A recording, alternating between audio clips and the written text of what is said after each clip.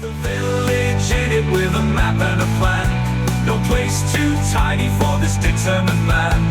Crossing the counties one by one, you'll see in every English corner a bit of history.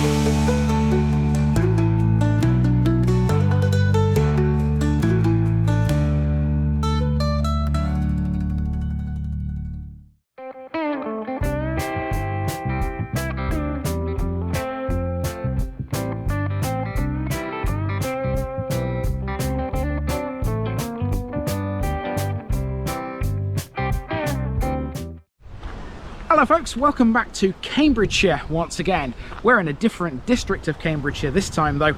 This is the first time TVI has touched Fenland. There are 16 parishes here and all this week we'll be taking on 5 of them. Now I'm currently standing in the northernmost settlement in Cambridgeshire, but this isn't the northernmost parish because the name of this place is not the same as the name of this little hamlet. This is where the River Nene meets the North Level main drain, and where they do, it's a place called Foul Anchor. It's part of the parish of Tydd St Giles.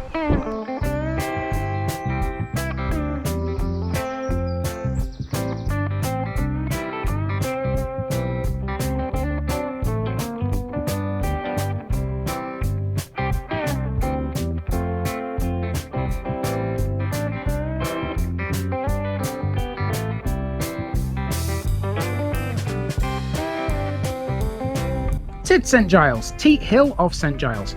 All this week on TVI we're going to be exploring the 5 most northerly parishes in the Cambridgeshire district of Fenland. There are only 16 of them in total, so this will account for more than a quarter. Effectively, Fenland is the district that includes and surrounds the towns of Wisbech, Marsh and Chatteris, which will all get their own videos in time. Today though, we're in the parish of Tydd St Giles. This is Fenland's northernmost parish, and the village is on the same latitude as places such as Loughborough in Leicestershire and Shrewsbury in Shropshire. There are several ideas when it comes to the name of this place. Although uncertain, the generally accepted idea is that Tydd means teat or nipple. Behave yourselves, it's a reference, supposedly, not to the things on your chest, but to a small nearby hill. Another idea is completely different, and it says that Tydd is an old Saxon word meaning tide, because this is where an important sluice gate was located and used for draining the fens. Although it's old enough, Tydd doesn't appear in the Domesday Book, because at that time it was in the liberty of the Bishop of Ely.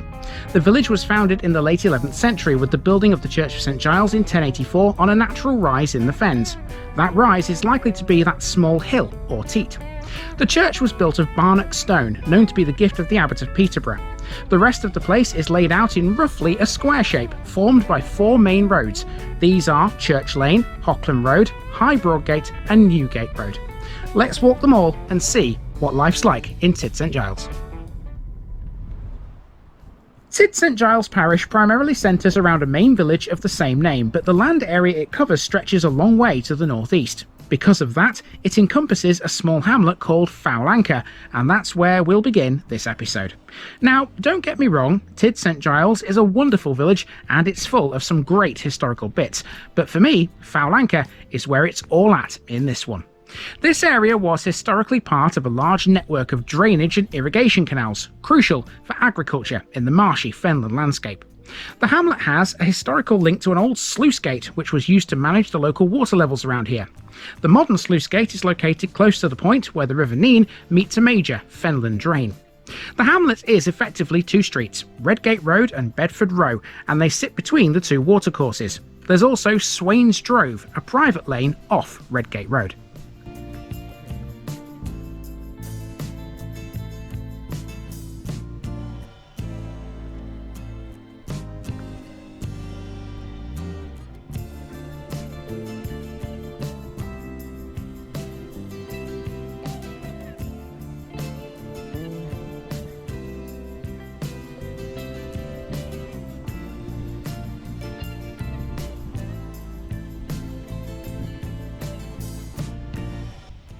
On Redgate Road, close to the banks of the Nene, is a small war memorial, a simple little cross that commemorates those lost in wartime. There is a poignant connection with war out here. Foul Anchor is not far away from the former RAF base at Sutton Bridge, where Guy Gibson of Dambuster Squadron fame spent a bit of time.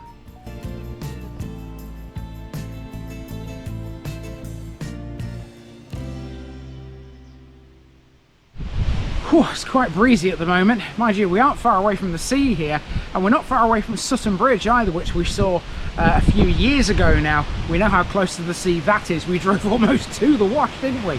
Now, speaking of water, up here there are two waterways. One of them is a river, the other one is a drain. So here we have the River Nene, which runs to the east of the hamlet. Directly north of here is Sutton Bridge, which we covered a couple of years ago.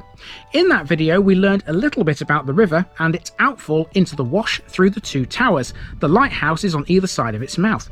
Slightly further inland now, the Nene is still the same generally straight channel that it is at Sutton Bridge, although there is a small bend in it here. The Nene's tidal section was an important trade route, and the upper section saw improvements for navigation begin in the 16th century. It was artificially straightened to aid navigation to the port town of Wisbech. Its current course was constructed after the estuary of the River Ouse silted up and was diverted towards King's Lynn. The Nene also played a crucial role in the draining of the fens, and at Foul Anchor you can see firsthand part of that Fenland history.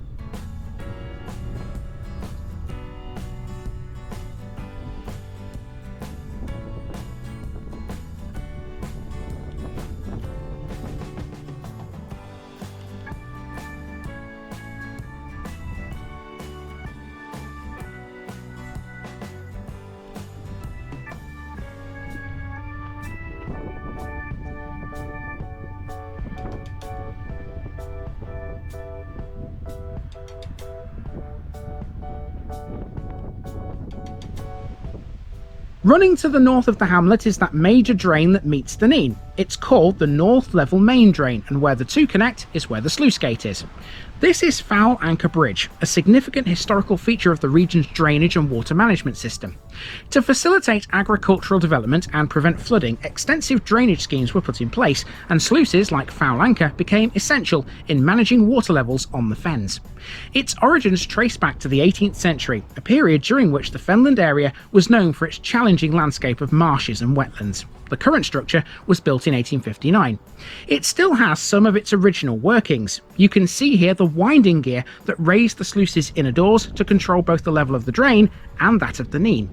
The fact there's a sluice here might be a clue as to the name of the parish. Tydd is thought by some to be an Old English word for tide. Speaking of names, Foul Anchor is related to water.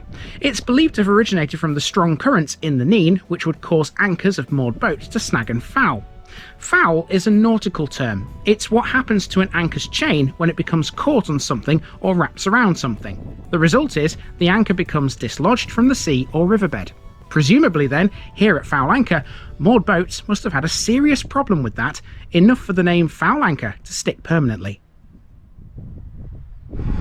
So long-time viewers will know that when I see a sluice gate I get all excited for some reason. It's a piece of engineering which I just have an affinity with for some reason. I don't know why. I've managed to get really close to this one. I'm actually stood literally right on top of the sluice gate here because this is like this little walkway.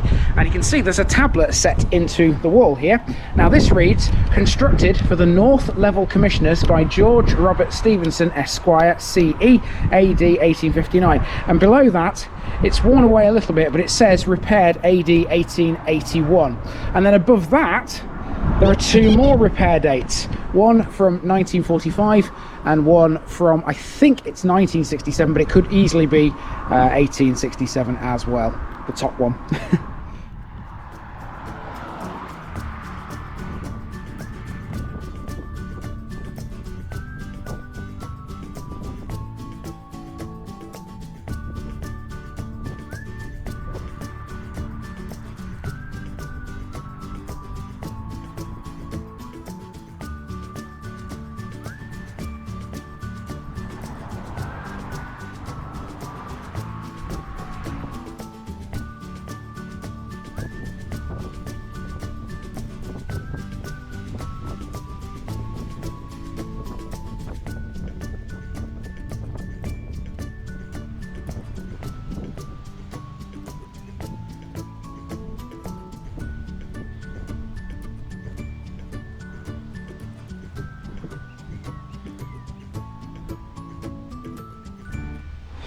I think I may have taken a couple too many shots of the sluice gate there for some reason.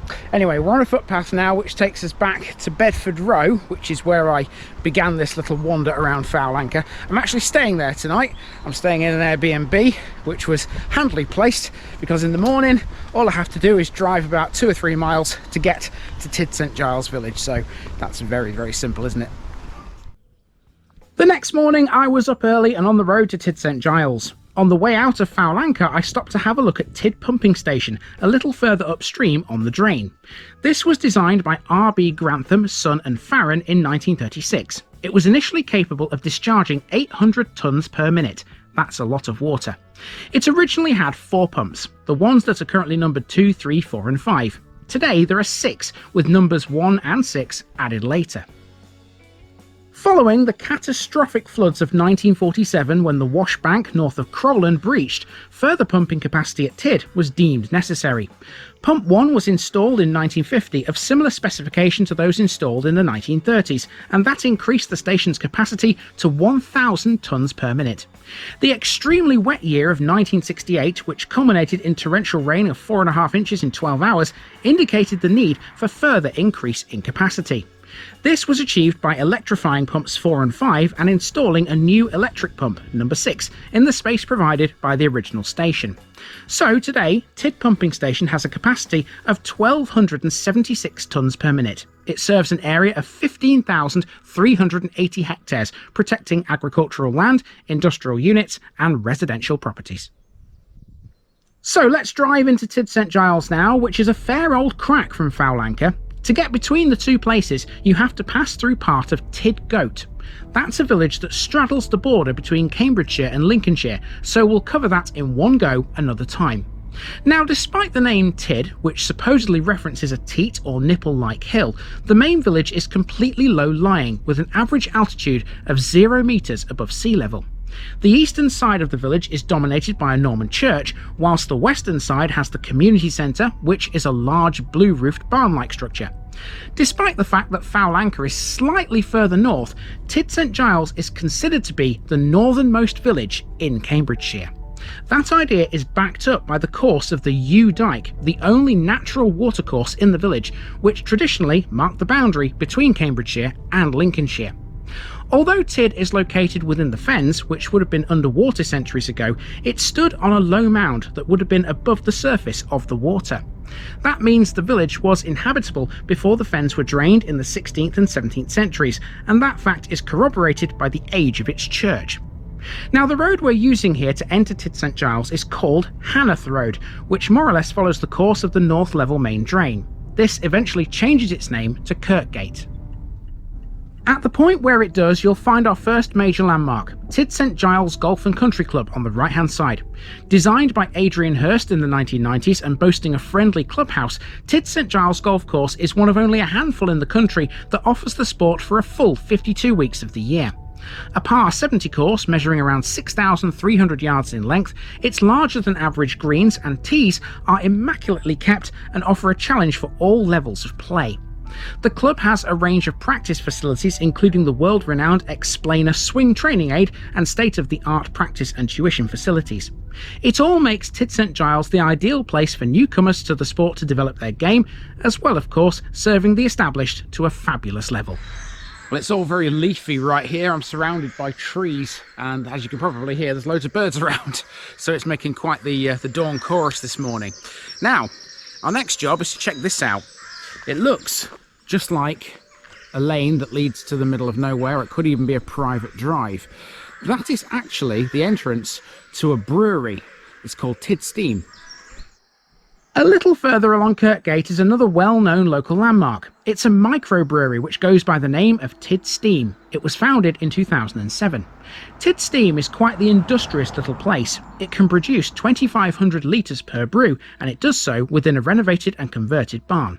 The building was formerly used as a garage for 2 of the farm's steam ploughs, hence the name. The vehicles are now kept in the Museum of Lincolnshire Life in Lincoln.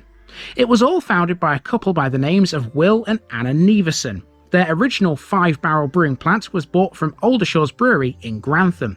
Today they now use a much larger 15-barrel plant as the business has grown.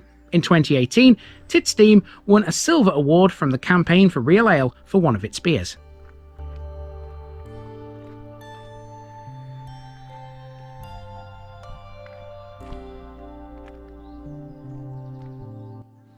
So to the church, which is right in the heart of the village. This is dedicated to St Giles and accounts for the latter part of the village's name. Norman in origin, dating from 1084, this dominates the eastern side of the village. Although extensively redesigned in the 19th century, it still retains its Norman architecture and feel. The best feature here is the west window. It was designed by Alan of Walsingham, the same man who designed the octagon lantern at Ely Cathedral. This rare, clear glass medieval window survived the depredations of Oliver Cromwell's troops and fills the whole of the western end of the building. In the Lady Chapel, there are still some remnants of the church's original medieval stained glass, but the rest of the glasswork here is Victorian. The east window shows the life and passion of Jesus Christ, whilst the northwestern window depicts the church's and village's patron saint, St Giles, as well as St Paul. There's another reason why Tydd's church is notable, although around here it's kind of a normal thing. Several churches in this area have separate towers, and this is one of them. Here, the story goes that the original tower fell away from the eastern end of the church in the 18th century due to its poor foundations and strong winds. Local legend will tell you something else. That will tell you it was pushed over by the devil because he couldn't abide the sound of the church bells. Whatever the reason, it was rebuilt by Sir George Gilbert Scott when the church was extensively renovated in the 1880s. He shortened the church because the collapse of the tower had destroyed the original sanctuary. The current east wall of the building still has its original blank arch. The nave roof was built up to its present level and a new clerestory was installed. The original can still be seen on the inside where the builders filled in the Norman windows. And unusually, at the request of Natural England, the current woodwork in the roof has some boreholes in it to allow a resident colony of pipistrelle bats in and out of the building. The war memorial can be found in the churchyard. It commemorates the 12 men who died in World War I and the 3 who died in World War II, and also 1 man from the conflict in Northern Ireland. The latter of those was Michael John Gay of the 1820 Squadron Royal Corps of Transport. He died as the result of an IRA bomb on the 17th of March 1973. Sometimes the best things you find are the things you don't plan for. In front of the churchyard is this building. Now this looks creepy as all hell. Check this out. Abandoned, derelict building. I imagine if this isn't haunted, it's obviously an unsafe building. Would you look at this? It's the stuff of nightmares, isn't it? Shall we get a bit closer? Let's have a look. Wow. Trees growing through all its window holes. It's like nature's reclaimed this thing. I wonder what the story is behind this house. Why was it abandoned? Why is it derelict? And why is it now being reclaimed by nature? Really creepy, really spooky. Wouldn't like to be here at night. I'll tell you that for free.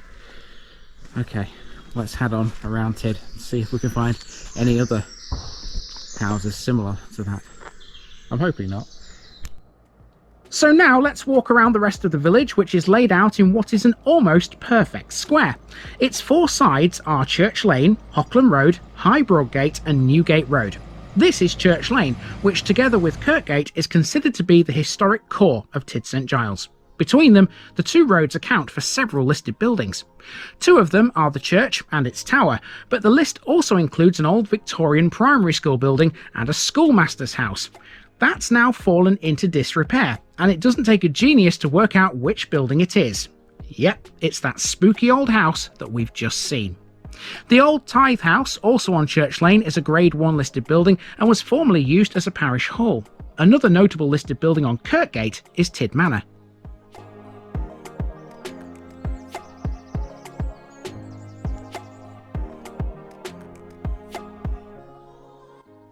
Just beyond the first of the 4 corners and still on Church Lane, you'll find the local school. This is called Kinderley County Primary School. It was opened in 1987 following the merger of Colville School in Newton in the Isle and the former Tydd St Giles School. By 1990, it had 84 children on the school roll with a capacity of 90.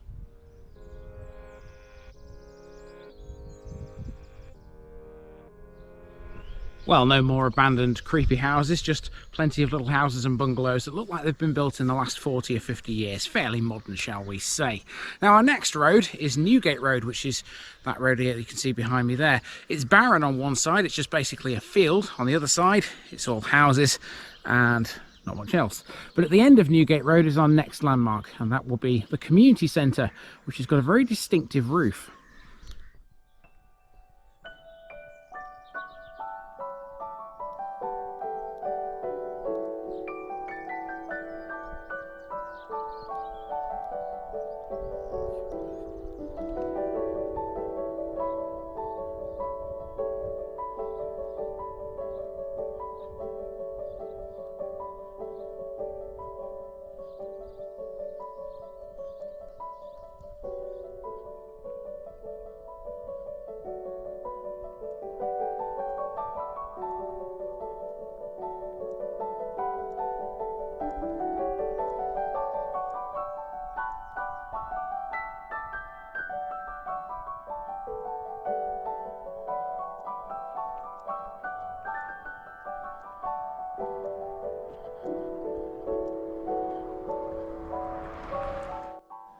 After a walk down Newgate Road, we find ourselves at the community centre, which occupies the southwestern portion of the village.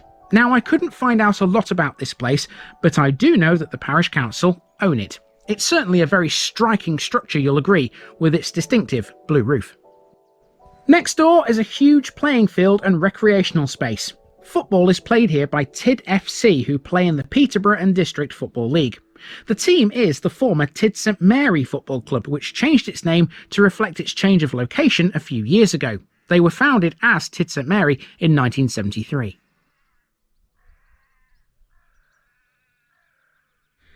Let me tell you folks, the roof of that building is like a beacon.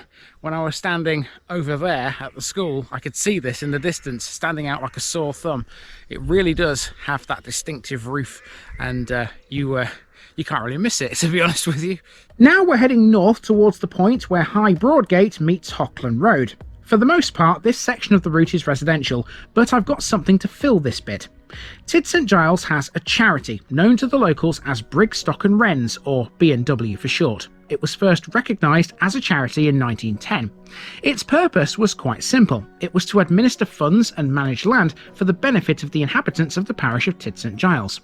At the time of the charity's founding, it managed 29 acres of land and 3 cottages in Tydd St Giles, but it also controlled 12 acres of land in the nearby village of Sutton St Edmund. Generally, the aid from B&W to this day still comes in the form of money, although sometimes items will be bought for applicants considered worthy of it. B&W originated during the British attack on the Dutch in the Battle of Solebay in 1672. One of the officers involved was the writer Matthew Wren, son of a former Bishop of Ely. In his will, which was written just before the attack, Wren left 15 acres of low marsh to the poor of the village. By 1837, the charity's commissioners also acknowledged that John Brigstock had left land to the poor in 1667, although he never actually owned any. He had merely controlled the land for an older charity whose name is now lost, and his name was on the deeds. Now, though, both men are immortalised by way of B&W. Now we've reached Hockland Road and we've turned eastwards to complete the final part of the square. I reckon this street has some of the best bits.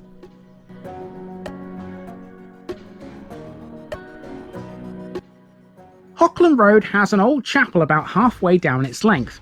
This ex-Primitive Methodist chapel opened in 1886 and it's still in use for worship today, apparently. It's now the only Methodist chapel for some miles in this scattered Fenland area. In addition, there was also a second chapel in Tydd St Giles Fen. It was Primitive Methodist too. It opened in 1878 and served until 1989. When it closed, its congregation amalgamated with that of this chapel, and it still has a faithful following.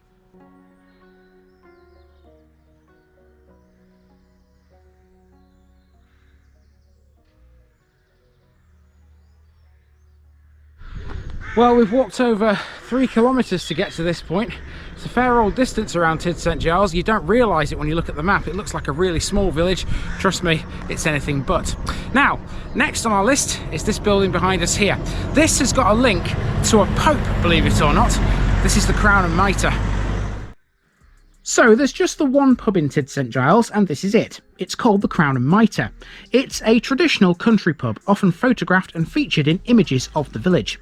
The pub's name is rather interesting. Supposedly it's named in tribute to Nicholas Breakspear, who later became Pope Adrian IV. To date, he's the only Englishman ever to hold the role. Breakspear was born in around 1100 in Abbots Langley in Hertfordshire. His mother died while he was young, and his distraught father joined St Albans Abbey, abandoning his son. Rejected by the monastery for being ill-educated, Nicholas is believed to have travelled to France in about 1125 and joined a monastery there, eventually becoming an abbot.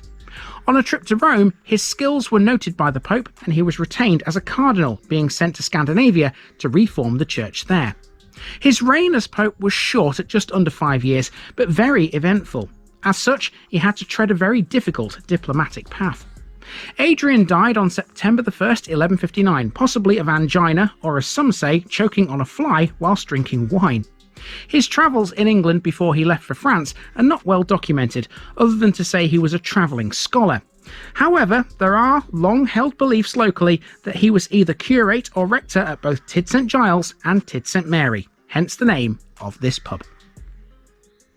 At the very end of Hockland Road is Paget Hall, a Grade 2 listed building and former rectory that's hiding away behind these trees. It was designed by Sir George Gilbert Scott for his brother, the Reverend Canon John Scott, who was at the time the rector of this parish. It was built in 1868 at about the same time as the church was renovated. It occupies the site of a former tenement, which was described by the local press as mean and dilapidated. Standing upon the same elevated ground that the church does among clumps and avenues of trees, Paget Hall gives an air of life and importance to its surroundings.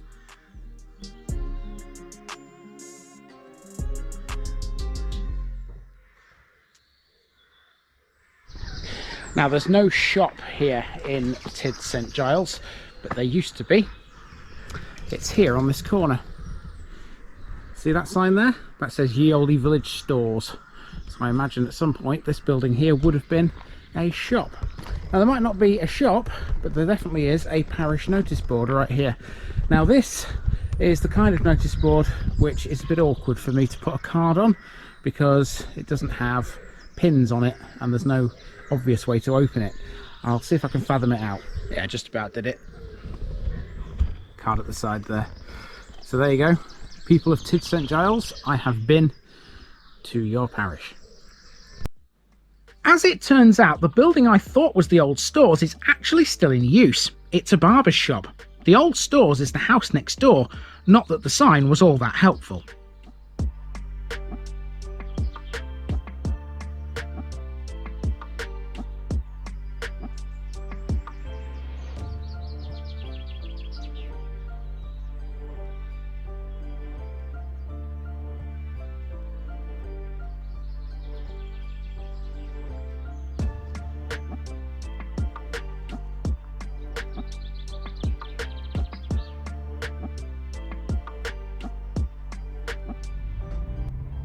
To make our exit from Tydd St Giles, we're using the main road to Wisbeach, which runs through a small hamlet called Four Goats. Now, goat, spelt G-O-T-E, is a term that we'll meet a few times around here.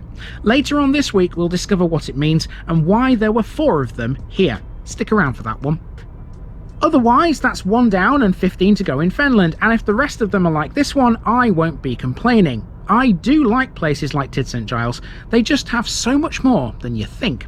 Down the road is village number 2, and in the next one we'll be talking for the first time about something called woad. It won't be the last.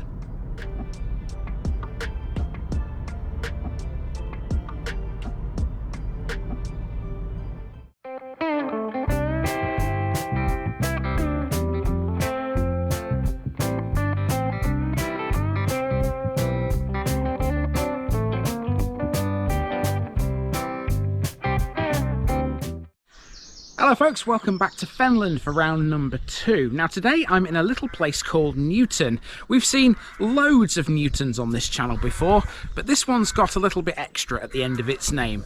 It's called Newton in the Isle.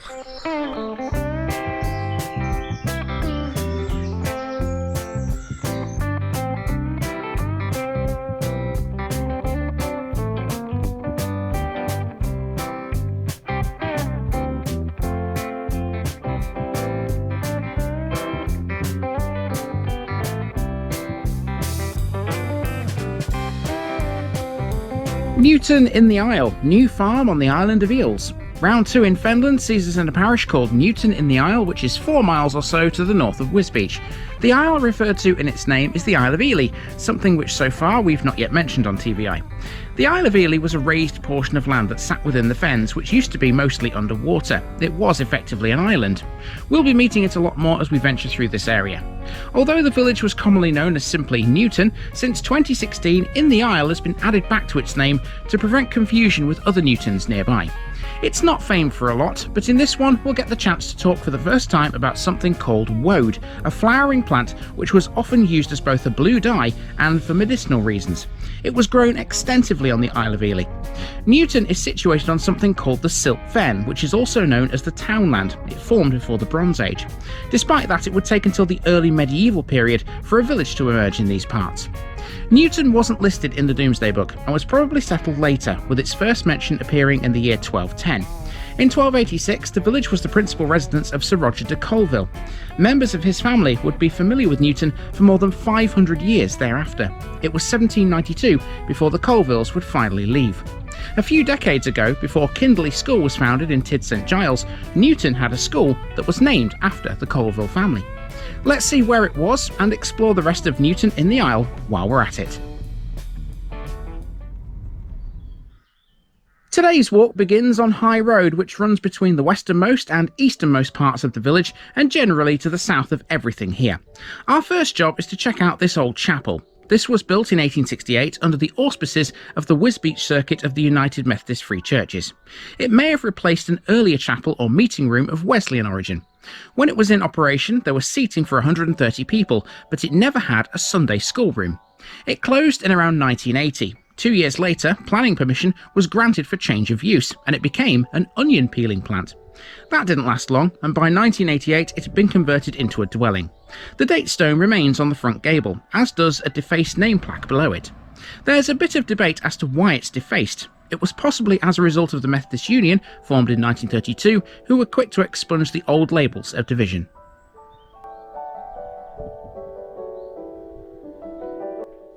High Road's name is a direct reference to how the local geography used to look several centuries ago. Believe it or not, Newton used to sit right on the edge of the sea. The village is located right at the northern tip of the Isle of Ely, and even now its furthest reaches still almost touch the sea. The land, which extends east and west on either side of the northern tip, has a rather different character to the rest of the region. You see, this is the Silt Fen, so named thanks to a narrow band of it, which was deposited by the Great Fen River sometime before the Bronze Age. Also known as the townland, it was quite unlike the salt marshes along the coast to the north and the much more watery Fenland to the south. This strip was actually quite well inhabited. High Road would have been exactly what it sounds like. It was a raised portion of the fen above the level of the watery surrounds, sufficiently dry to allow villages to form. Being on the sea bank, it meant it had a rather enviable position. Although Newton was never a port, it was perfect for trade. It was nearby Leverington, though, that grew much more thanks to that.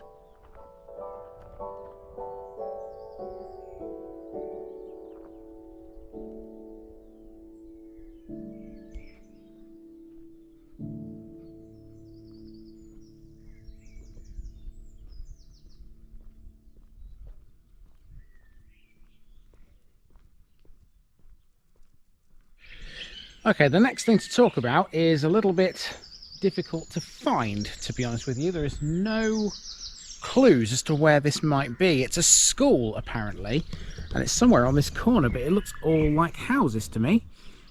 What do you reckon? Can you see a school anywhere?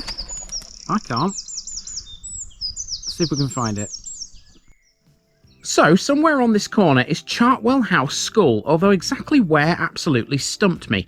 It's marked on the map at this corner, but as you can see, its site is not obvious. Wherever it is, it's an independent, residential special school for up to 9 boys between the ages of 10 and 16. They require a safe, stable, structured environment. It aims to provide a small family setting for boys of average or above average intelligence who have emotional or behavioural difficulties.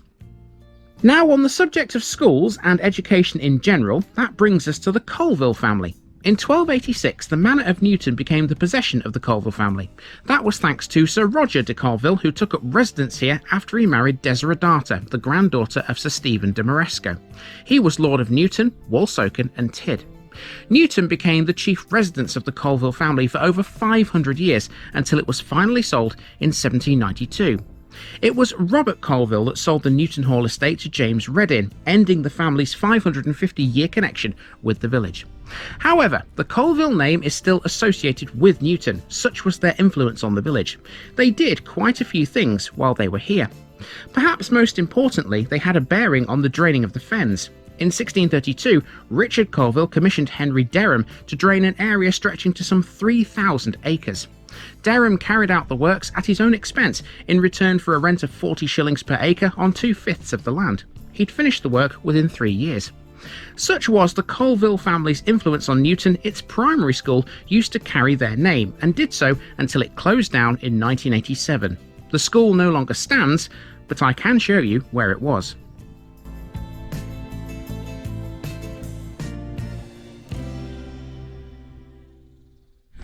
So when I first had a look at Newton in the Isle, before I was even thinking about planning this route, I noticed straight away this area here on the corner of Goodens Lane and Church Lane. And this is where there used to be Colville Primary School. It's now been demolished, as you can see, but yeah, there are plans apparently to build something on this land.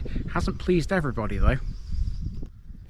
This patch of waste ground on the corner of Church Lane and Goodens Lane was the site of the former Colville Primary School. It was built and opened in 1930, replacing a previous school that stood elsewhere in Newton. We'll see where that was shortly. Colville Primary was the first state-funded school in the village. Now demolished and completely flattened, all that remains are the footings of the school buildings. It's a bit of an eyesore, really. There have been plans put forward to redevelop the former school site, but as yet, nothing has been built here. Until such time as something is finalised, Newton will continue to have this piece of barren ground. One would hope that whatever does get built here will somehow honour the Colville name. Let's make our way through the playing field now as we head towards the parish church of St James. Newton's playing field, when compared to the size of the village we're in, is absolutely huge.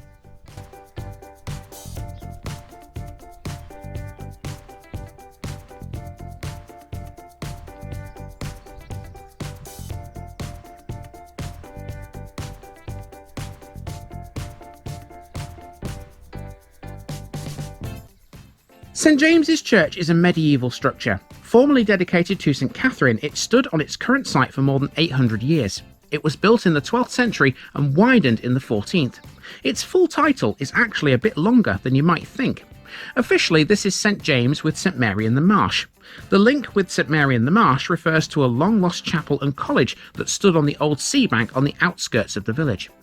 St James's Church cannot be defined as one of the great churches that are dotted across the silt fen. Neither is it especially interesting, even though it's pleasant enough. There's a nice south porch with a big entrance arch, and the decorated tower is interesting. It's small, but with decorative buttresses. The tower and the nave both date from the turn of the 14th century, whilst the clerestory and chancel were added a little later, in perpendicular fashion. The eastern window of the north aisle is very beautiful, with lovely curving tracery. It contains glass from 1931 dedicated to the memory of William Bohr of Wisbech. The church also has a 19th century rood screen complete with a rood loft. It's a very elaborate structure and fills the chancel arch almost entirely. The barrelled chancel roof seems to have been restored at the same time as the screen was inserted, for it too is decorated in a high Victorian style with stenciling of red and green. The Victorians also provided some good floor tiles here, following the pattern of a few medieval survivals which are dotted here and there.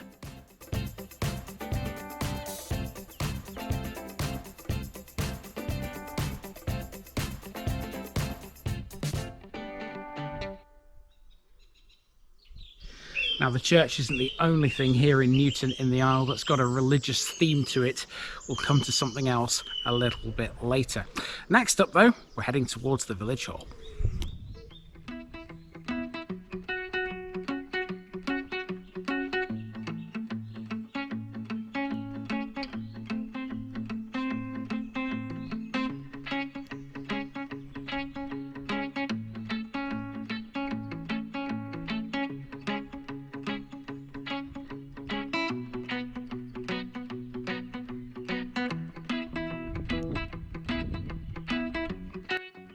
The village hall is an ideal venue for almost every kind of gathering, including children's parties, company presentations, club meetings, society lectures and fundraising events. As you can probably tell, this was the former school which Colville Primary replaced. In 1931 it was taken over by the Women's Institute before eventually becoming the village hall that it is today.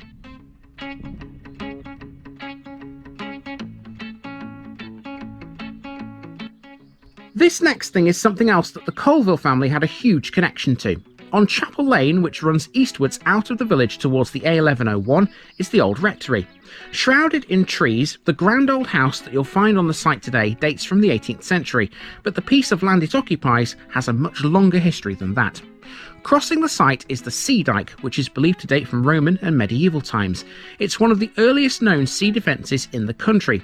The thing is, in Newton it wasn't very good. The rectory sits on the site of a lost village called Saltmarsh, which had to be abandoned due to flooding. It's unclear when it was abandoned, but a new village seems to have been formed in the 13th century. The site of its predecessor was marked by an ancient chapel dedicated to St Mary in the Marsh. In 1403, Sir John Colville rebuilt that chapel. He also got permission to build houses for priests and up to 12 poor almsmen. This is what would become known as the College of St Mary by the Sea. By the 15th century, Newton had become a popular place of pilgrimage thanks to the college, but it seems to have gone out of use at some point before 1547. Today, the remains of the college buildings, including the chapel, are believed to lie somewhere within the grounds of the old rectory. So too are the remains of ancient bodies buried beneath them.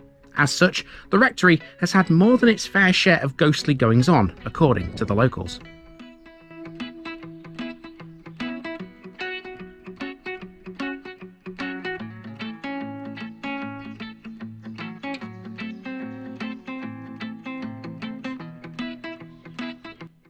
All that remains is to walk back to the start again via High Road, but we're not done with this one just yet. We have one more thing to see here in Newton.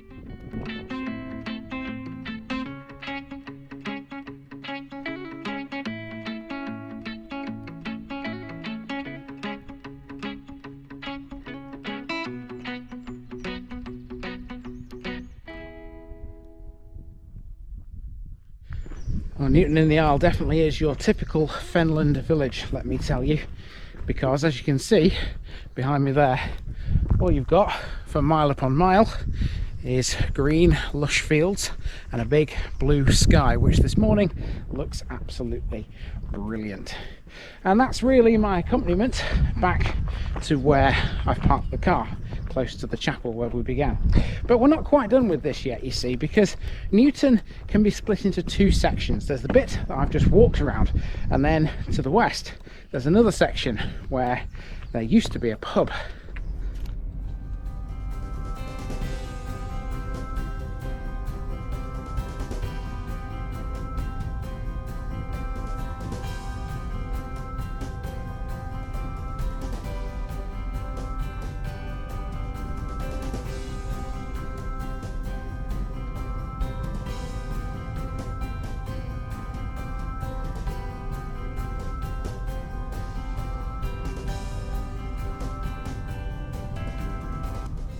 Newton used to have two pubs. One was called the White Lion, and that was closed in 1993. The other one was still trading in 2017, but now it's been demolished. Located at the western end of the village, it was called the Wodeman's Arms. It derived its name from a type of plant that was grown in the village until the 19th century. The pub used to be run by Green King. It was a friendly, two-roomed affair that offered a traditional pub atmosphere with pool and darts. Now though, it's all gone. So that leaves us with one question. What exactly is woad? Well, it's not something that you expect to hear about every day, but on the Isle of Ely, it provided a lot of people with a living.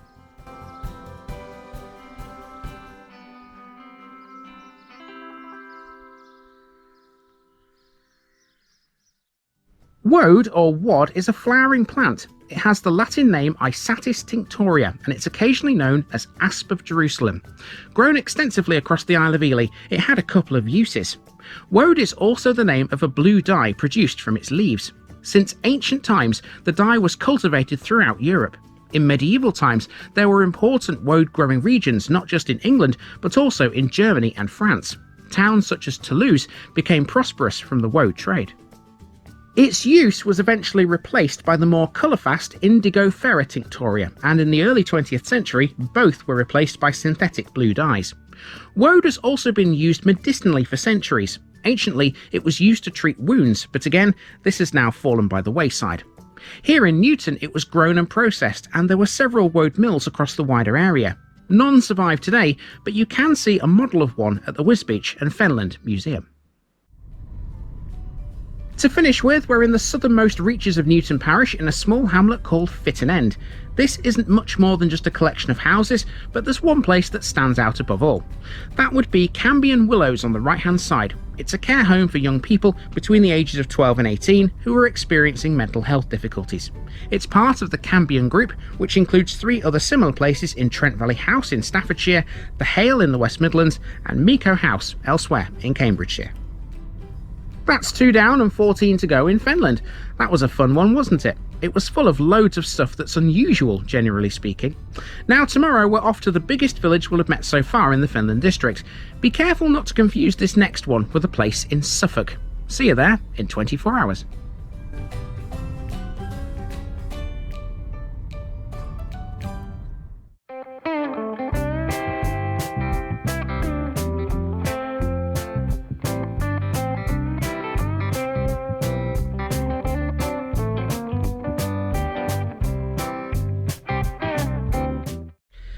Hello folks, welcome back to Fenland for parish number 3 out of 16. Now today I've brought you to the biggest one we've covered so far here in Fenland. This one's going to take me quite a while to walk around. It's absolutely massive, but trust me, it's got loads to talk about. This is the beautiful village and parish of Leverington.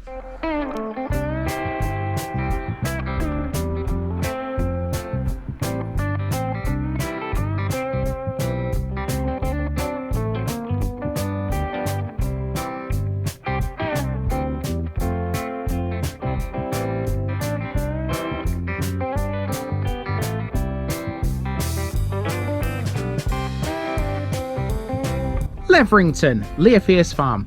Today in Fenland, we're in a place that you could so easily mistake for somewhere in Suffolk. A few years ago, we visited the parish of Levington, close to Ipswich, and for those interested, that's linked in today's end screen. However, it sounds very similar to this village in Cambridgeshire, and they couldn't be more different. This is Leverington, located just to the west of Wisbech, and part of the parish actually covers a section of the town. That's one reason why the population of this one is really high. Having said that, Leverington is a pretty big village in its own right. You can split this one up into 2 sections, north and south. In the north you'll find most of the main amenities such as the shop, the school, the church and the village hall, whilst in the south it's all about the sports field, Leverington Hall and the rising sun. The 2 sections are linked by a pair of almost dead straight roads, one that hugs the edge of the sports ground and the other that runs through some open fields. In all, it's a rather odd setup, but I imagine to the average Leveringtonian it makes some sort of sense. This is an interesting village actually. One thing we'll get to see here is a stretch of the ancient Roman sea bank, which we briefly alluded to yesterday in Newton. Whilst in that village it's buried within the grounds of the old rectory, here you can physically walk on it, and no visit to Leverington would be complete without an attempt to explain the local custom that is Whirling Sunday. It's the stuff of folklore, myth and legend, but if you live here, you simply can't escape it. Let's walk and hope the devil doesn't whisk us away in a tornado. First up, before we can do any walking, we have to do a bit of driving that will take in some of the more far-flung areas of Leverington village, bits that aren't easy to walk to. Look at this village on modern maps and you'll notice it has a rather odd shape. The main nucleus of the place is around the church to the north, with a few newer areas radiating from it. The east of the parish is delineated somewhat by the line of the Roman bank, the former shoreline of the River Nene, which was later moved and straightened.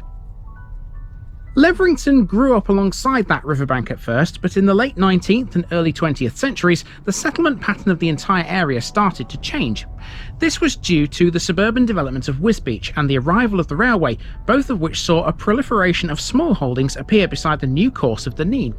It means that today, Leverington should be considered a parish that contains effectively two separate areas. These are a northern section, where the old village is, and a southern section, which is closer in character to Wisbech than it is to Leverington itself. The southernmost part of Leverington village is known ultra-locally as Leverington Common. This is a little unusual in comparison to the rest of the village. Leverington Common is a long straight road running due west from Wisbech deeper into the fens. It's all housing aside from a small park on the left hand side, which you might just spot here. Together with Dowgate Road, Leverington Common gives this portion of the village a distinctive linear style of development. The northern section of the village is a very different animal, so let's park this car and get to walking. Now on foot, our main walk will begin and end in this huge housing estate that dominates this section of the village north of the church. Known as Church End, this part of the village was where the settlement originated. In ancient times, none of this was here. Instead, Leverington would have been on the edge of a huge swamp.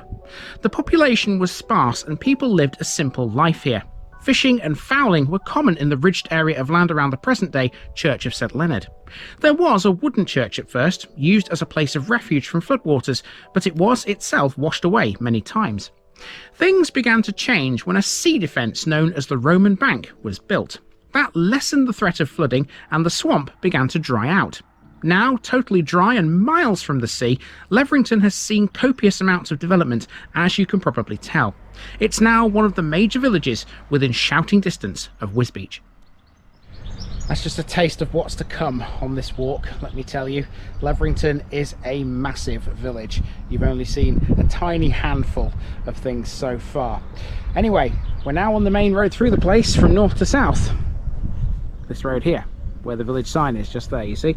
Something else that's on this road is a shop, and it's just there behind this hedgerow. It's a good thing that Leverington has the facilities to cater for this rather large population then. Here's the local shop, Leverington Stores, on a road called Church End. And that's not all. Right next door to this there's a patch of allotments, because there will be people out there that so desperately want to see those. Trust me, they exist, I'm telling you. Newcomers should note, that's a running joke that's been going for years. Let's head north now up Church End and towards the sea bank, even though there's no water anywhere near it.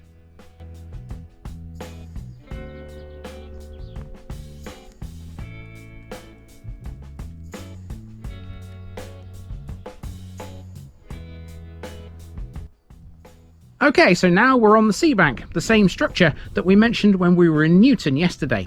There you couldn't see it, but here you can actually walk on it. Whether or not the Romans actually built the bank is somewhat disputed, but they were pretty handy at these things, as we learned last year in Boston. The other thing to note about it is that calling it a sea bank is technically not totally correct. The bank follows the former shoreline of the River Nene, which had a wide estuary.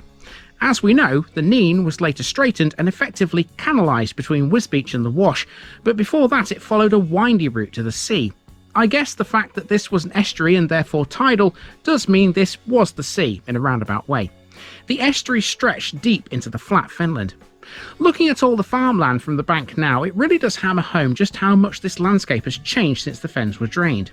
The bank was pivotal to the development of Leverington as a settlement. It allowed for trade and commerce to take place thanks to the proximity of the sea and the river.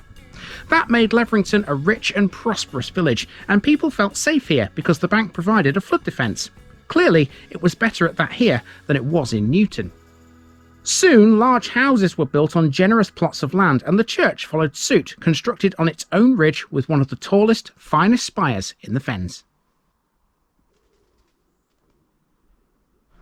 So it might look like nothing, quite frankly, but this sea bank was so important to Leverington, and the village could not have become the place it is today without this. Let's move away from the bank now. There's a path which branches off the sea bank and crosses a little dip just here. This goes alongside the local primary school, and that's next.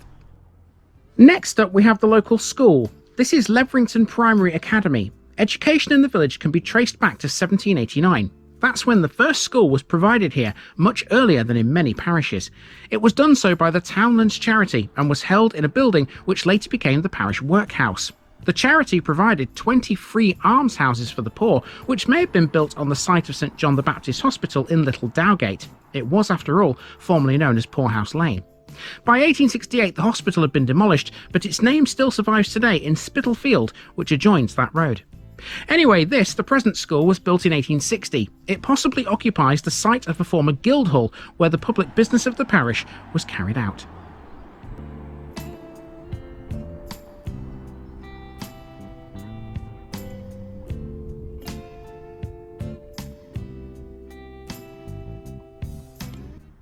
Next is the church, which is a Grade 1 listed structure, and it's dedicated to St Leonard.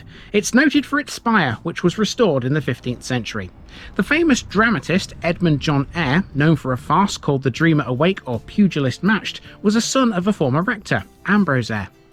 Leverington's church is splendid and reflects the wealth this area once enjoyed. Its roots are in the 12th century, but it was later rebuilt in the 13th. Some of the best elements of this church can be appreciated from the outside, including both the chancel window and the south aisle window, which have beautiful flowing tracery. The porch is almost a building in its own right. Built in the 14th century, it's a two-storied feast of ogee-headed doorways and windows, with buttresses, niches, pinnacles and other decoration. The interior of the church takes much of its appearance from the 15th century, but a restoration in 1901 added great wooden tie beams across the nave. Above these is the original roof.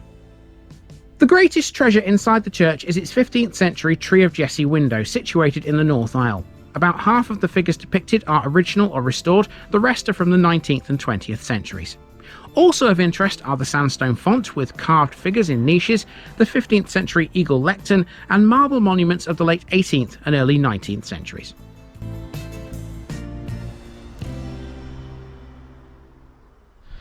Okay, there are several ways you can enter and exit the churchyard. The one I've chosen is the one that brings us out in front of this building right here. That is Leverington Village Hall. Behind the church on Gorefield Road is Leverington Village Hall. This is a very old building, constructed as it was in 1914 at the beginning of World War I. It has, though, been modernised regularly, especially in the 1970s when a new flat roof extension containing the kitchen, toilets and entrance was added. The hall is used mainly in the evenings by local groups and also serves as the evacuation point for the primary school. More renovations are on the way according to its website. The committee that runs it have recently received over £2,000 in funding to begin the latest round of improvements.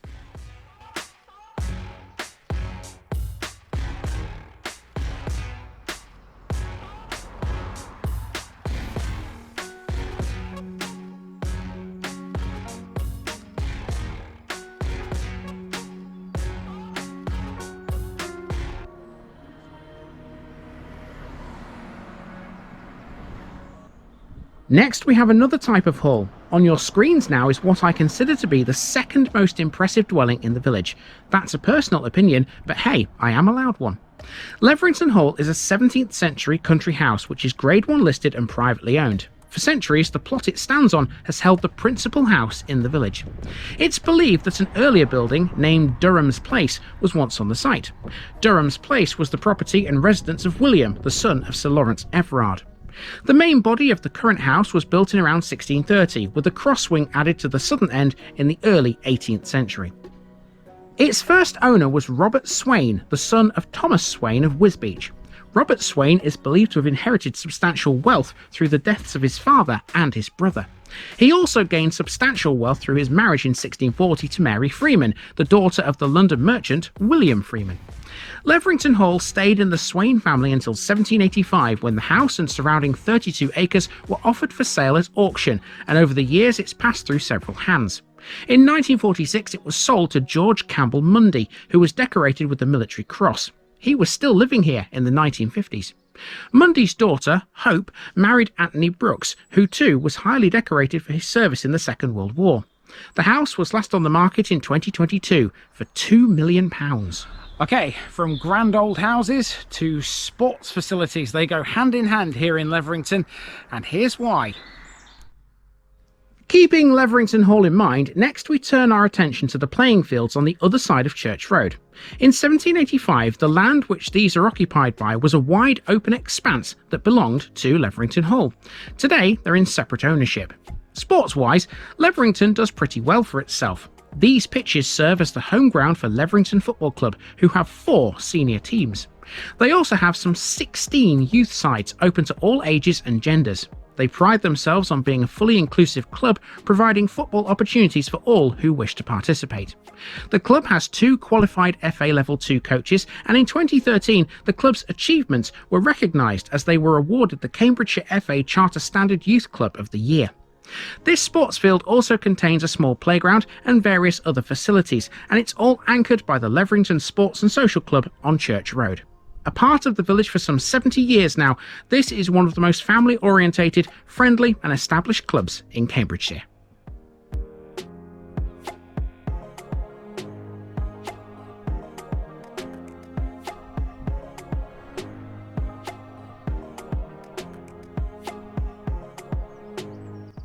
So, if Leverington Hall is, in my opinion, the second most impressive building in the village, what's the first?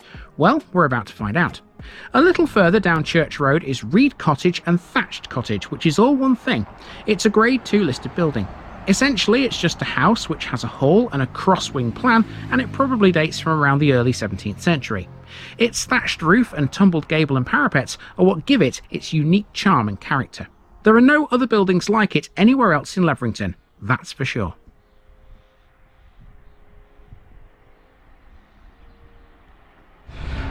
Another thing's for sure here in Leverington, there's plenty of car owners. Mind you, this place is quite big. I suppose if you have got a car, it's a good thing that Leverington's got a garage. And there's one right there, dead opposite that house. It's called Whizzy Wheels. What a great name. So we're going to walk past that and head to the end of the road where we'll find an old pub. And we'll also find something which, until a few years ago, gave off a rather sweet smell. Now we've made our way to the end of Church Road where it meets Dowgate Lane. At the junction there stands our next landmark, the Rising Sun Inn. The Rising Sun, although not a listed structure, is still recognised as a building of local interest and forms an important focal point at the end of Leverington Common. Its position was, and still is, very much tactical. Historically, this would have been an important intersection, guaranteed to bring business from passing trade. In times past, if you were walking through this part of the village, you might have smelt something sweet on the air, peppermint. On a little-known road called the Still, just south of here, is a house called the Grange. It's an early 18th century property fronted by mature parkland and the course of the Red Engine drain. To this day, sprigs of wild peppermint can be found growing close to the house and in the fields nearby. They remind the older residents of Leverington of one of its most interesting industries. That industry was the cultivation of peppermint plants, which were turned into peppermint essence and used by confectionery manufacturers all over the country. The man behind the business was Sammy Stockdale, who once lived at the Grange. Because of its connections, the house came to be known as Peppermint Hall. The house had buildings designed to distill the essence. That's why the road the Grange stands on is called the Still or the Stills. It's a shortened version. The distillery was a large 2-storey building, the lower storey being used for the actual work and the upper storey for the drying and storing of peppermint plants. Brick drains were built and a drainage system was installed to dispose of waste products. There was also a 60-foot well fed by a spring, which was sunk to provide water. The distillery was converted into 2 houses in 1921, but there are still several features in the building that act as reminders of the peppermint days. For example, in the corner of the kitchen there's a wall that has a curve. That's where a huge copper pot once stood, in which the plants were boiled. When Stockdale retired from the business he'd founded, he gave orders that all the peppermint plants nearby were to be destroyed, but 1 or 2 strays still live on. And fun fact, the pungent smell of peppermint will keep flies away, and if you wear it in your hair whilst you're in the open air on a hot day, pests will never settle on your face.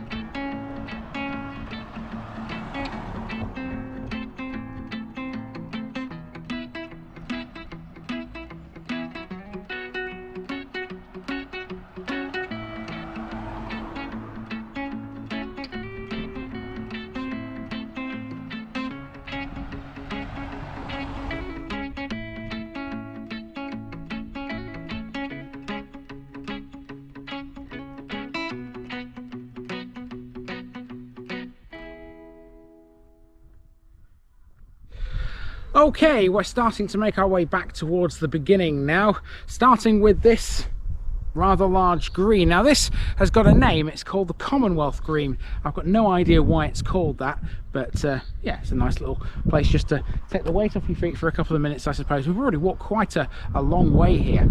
So to get back up to the top of the village, we need to go through another massive housing estate, so there's not really much to film. However, I'm going to use that opportunity to tell you something about a Leverington legend, a custom if you like. Whether or not it happens here anymore, I don't know. We'll soon find out. Whirling Sunday it's called. For a good half a mile now, there's absolutely nothing to film other than a few more houses. This western side of Leverington is defined mainly by one road that passes through some fields. That's the perfect time to drop in a piece about Whirling Sunday and the legend connected to it. This is a brilliant little folktale that's turned into a local custom that's got a bit out of hand. Here in Leverington, the 5th Sunday in Lent every year is a special occasion. It's known as Whirling Sunday, and traditionally on the day, people bake whirling cakes. This all started supposedly in 1798 when an old woman of Leverington made some cakes for a collection of guests. Unbeknown to her, one of them was the devil in disguise. Legend has it he enjoyed them so much he created a whirlwind to carry off both her and the cakes. Apparently, the wind was strong enough to whirl her right over the church steeple. Now, not everybody believes the tale. Even if the devil wasn't involved, some folk reckon the idea of a whirlwind on the fens is nothing short of absurd. Some of the older residents of Leverington can still remember when Whirling Sunday was a full-day event, which included a pleasure fair, and whirling cake was made in most houses. Not everybody bakes cakes now. They still continue to be made in 1 or 2 houses, but now some choose to bake buns instead, or simply invite their friends to tea. There is a superstition attached to it. It says that on Whirling Sunday, if you don't spend a penny on the purchase of a whirling cake, you'll suffer bad luck for the entire year.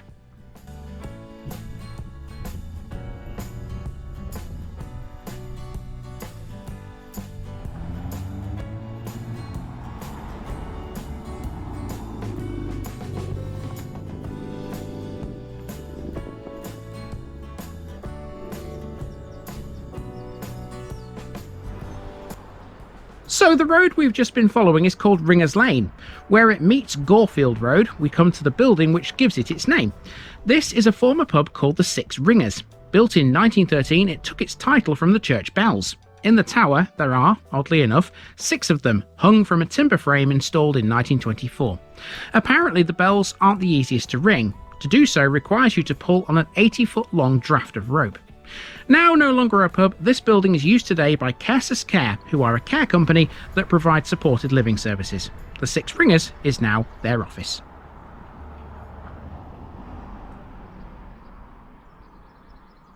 And of course the old name Six Ringers makes perfect sense because behind me you can see the church there. It's within shouting distance of this old pub. Right, let's continue. We've not got much left actually.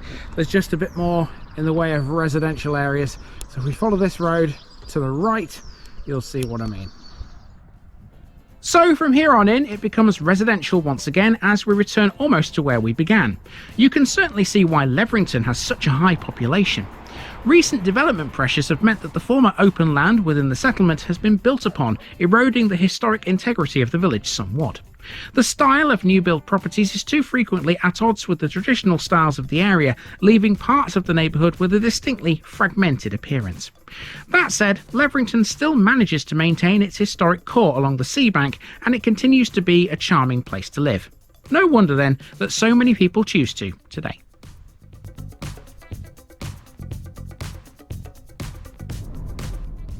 And that will do us for Leverington. Now these days the parish is a fairly simple one. It contains Leverington village and a few other straggling bits, but that wasn't always the case. For the next 2 episodes this week we'll be in 2 places that used to fall within Leverington's parish boundaries. First up, it's a village where a lot of blood was once shed. See you there tomorrow.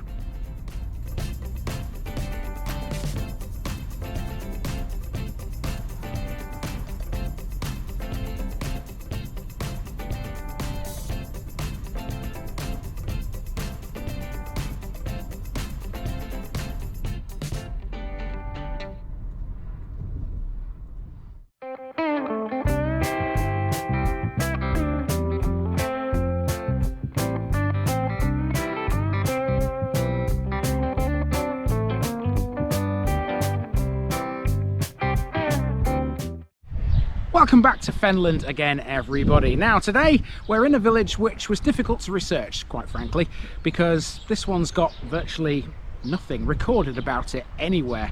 I did turn up a few little gems though, including something that's connected not just to Fenland, but also to Plymouth in Devon and also London too. Let's find out about all of that as we take a walk around Gorefield.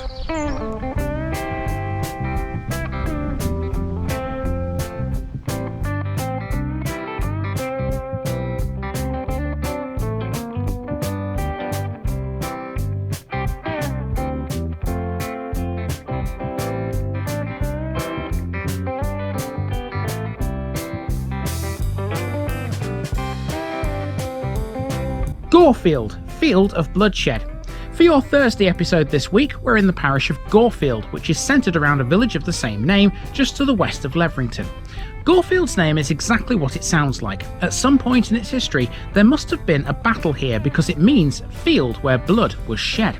It wasn't mentioned in the Domesday Book, and it first appears in a manuscript dating from 1190. There's nothing ancient on show here today. The church wasn't built until 1870 because before that time, Gorefield was ecclesiastically tied to Leverington. As such, this one can be seen as a developing village, with most of its visible history dating from the 19th and 20th centuries. This sort of ties in with how much is known about the place in records. Spoiler alert, it ain't much. Gorefield has developed mainly along one straight road with St Paul's Church slap bang in the middle of it all. The western end used to be defined by a windmill which stood tall over the road, whilst the eastern end had the school and a congregational chapel. They both still stand today, but a modern house now occupies the site of the mill. Gorefield has continually grown since the days when the mill's sails were still turning. Now, with a population of well over 1,000, this small Fenland village is quite an attractive little spot, located very close to the Lincolnshire border. Its beauty has been recognised a few times in the past. Most recently, in 2004, Gorefield won the Fenland District Award in the Cambridgeshire Village of the Year contest. Let's go walking and see if it's maintained its rural elegance 21 years on. Gorefield is, to all intents and purposes, a linear village, even though this route is partially circular in nature. Stretching from the edge of Leverington in the east to the Lincolnshire border in the west, it's essentially based around one long lane called High Road. Our starting point is right in the middle of civilization at the village green on Oxfield Drive, which in turn is off High Road. Now, I won't lie to you. Gorefield was a really hard one to research. It has virtually no recorded history because as a settlement it's fairly new. Most of the place as you see it today was built in either the 19th or the 20th century, despite the fact it was first mentioned in a document in the late 12th century.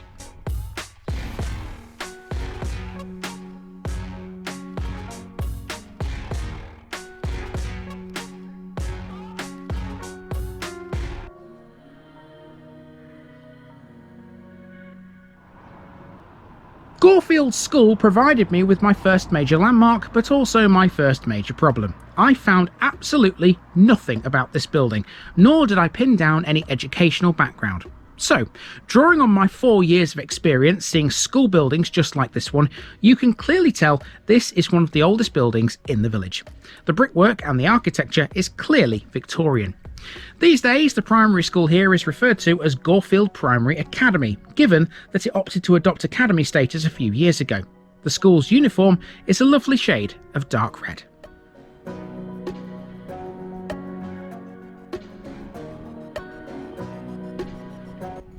Directly opposite the school we have a pub, and this is the only one in Gorefield these days. It's called the Woodman's Cottage Inn. There used to be at least one other pub in the village. Some sources reckon there were 4. One of them was called the Goat Inn, and it was located just a few steps away from this. I'll show you where shortly, but nowadays the Woodman's Cottage is the only one that remains, and it's a beauty. This is a traditional country pub and restaurant with facilities that include a large bar area, a games room, a beer garden, and a 4-roomed accommodation block.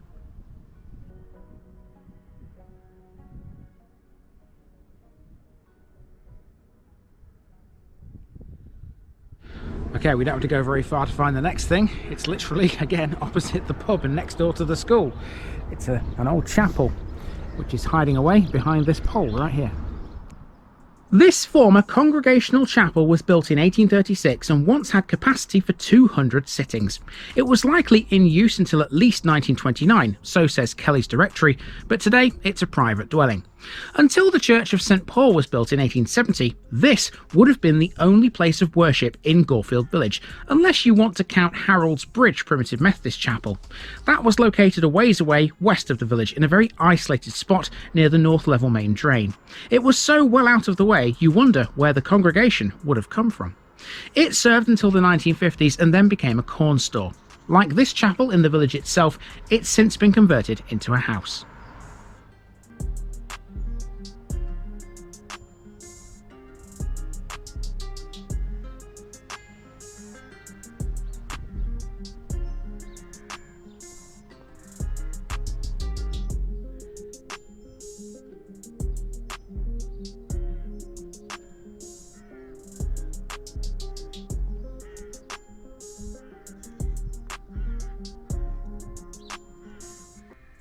So here we have the former Goat Inn. Note, by the way, that the spelling of this is G-O-T-E and not G-O-A-T as in the farm animal. That's a mistake on some OS maps which spell it like the animal. Goat, with the alternative spelling, is Old English and it means a drain or a gutter or something similar. On the fens, a drain is a dike or a ditch, the channels which would have diverted water away from the fens, aiding their drainage. There are lots of goats on the fens. The hamlet of Four Goats near Tydd St Giles literally takes its name from the fact there were, or indeed still are, 4 of them at that point. When researching this pub, I found a story connected to Leverington. In 1851, a rich Leverington landowner's wife named Mrs. Dearlove died of arsenic poisoning. The day before, she had thrown cold water over her 2 servant girls because they were still in bed when they should have been at work. Following her death, one of them was suspected of murdering her using the toxic metallic element and was arrested at the Goat Inn.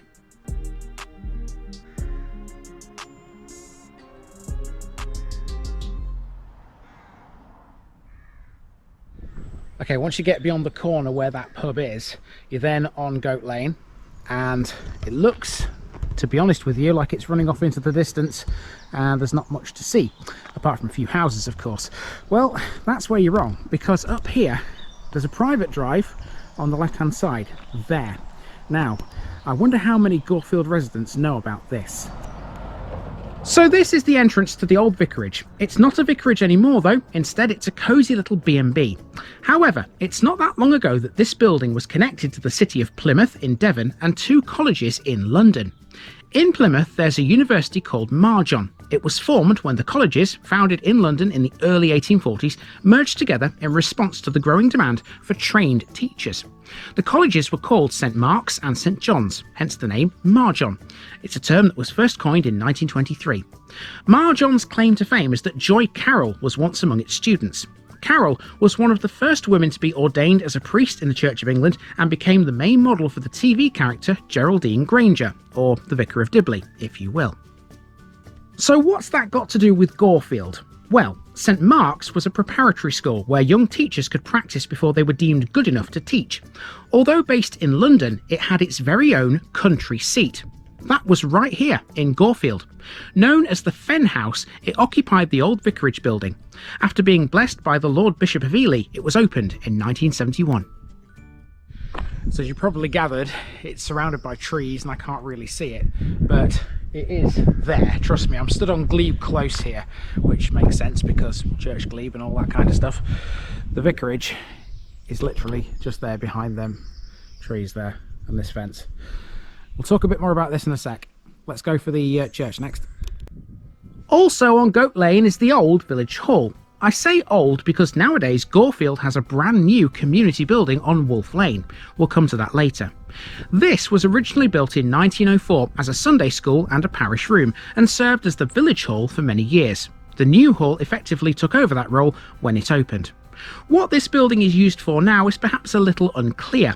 It seems it's maybe been turned into a house, but I'm not totally sure. This is the Church of St Paul. It was built in 1870. Prior to that, Gorefield had no church because ecclesiastically it was tied to Leverington. Because, like most of the village, St Paul's Church is still only 150 years old, there's not a lot of recorded history about it. I did, though, find a couple of things.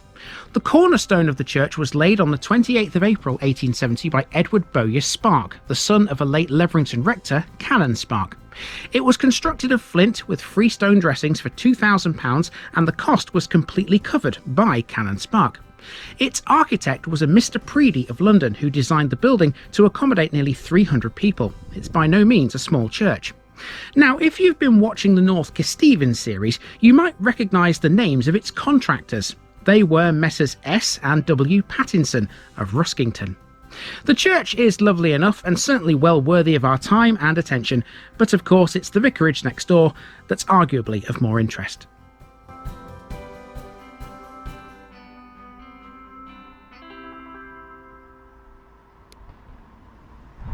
Now, in front of the church you can take a seat, because there is literally a seat here. It's not any kind of normal bench though. Let me show you what it is.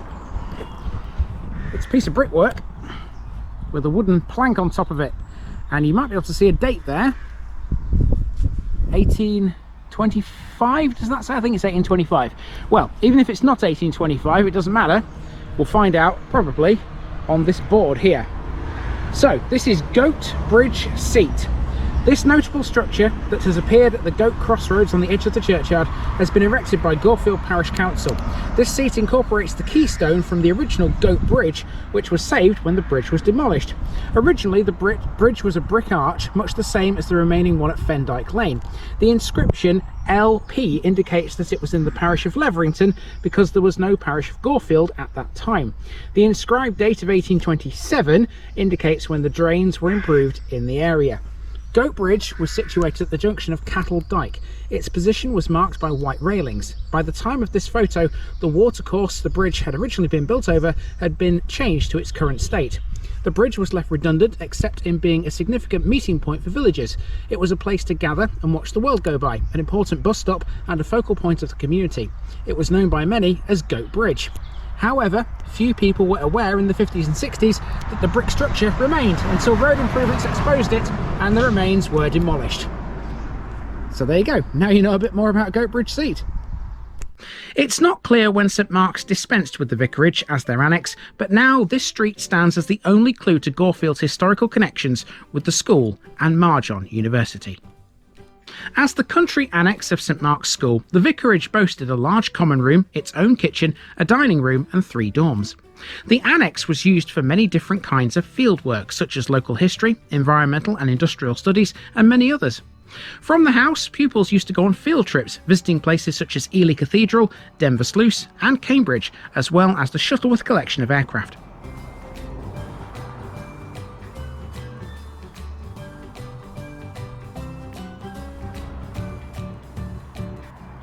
Now we're in the western end of the village, which you probably describe as being fairly well populated today.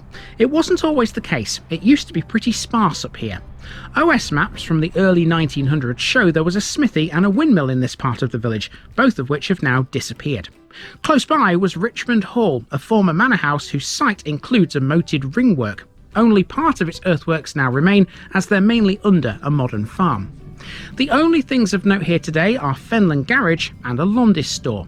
The latter hasn't always been as big as it is now. Its modern extension was added at some point between 2009 and 2022. Well, you would have had a better shot of the shop than that if the lorry wasn't in the way. Timed that completely wrong, didn't he? There we go. Right, now we're on a little street that runs down the side of the shop. This is called the Barracks, and this has got an interesting bit of history too. The name of this street, as it might suggest, is military related. Gorefield Barracks were for members of the RAF and served as temporary housing for individuals awaiting council properties. Now we're making our way back towards the east, and to do that we have to follow Back Road. This runs parallel to High Road and brings us out at the playing field.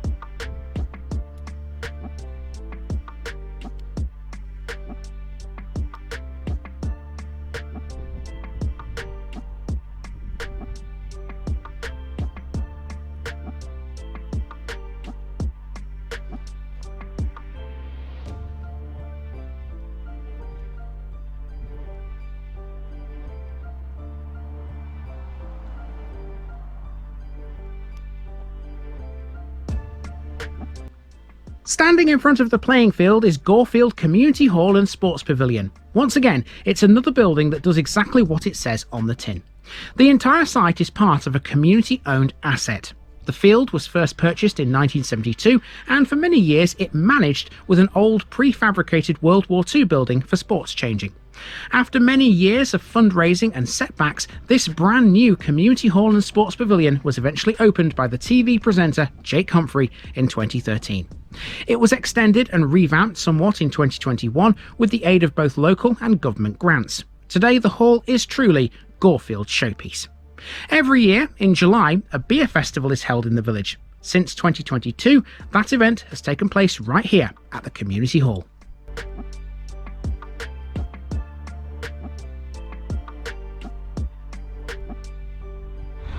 Okay, so from here we just have one more thing left to cover on foot, and that is a local butcher shop, NV Gauging.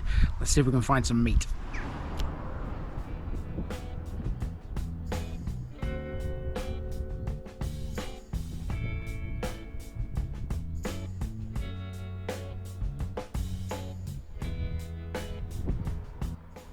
The final stop on our route around the village is NV Gauging, back on High Road. This is a butcher's where tradition, quality and community converge to create a culinary experience like no other. Established in 1939 by Neville Gauging, this family-owned business has been a cornerstone of Gorefield life for over 80 years. Neville Gauging's vision was simple yet profound, to provide Gorefield with the finest meats and freshly baked goods. From humble beginnings in a small shop, it's now grown into a beloved institution, cherished by generations of Gorefielders. We often say, don't we, that it's rather sad that so many shops and businesses have disappeared over the last 100 years in village communities just like this. It's great to see that Gorefield still has this one.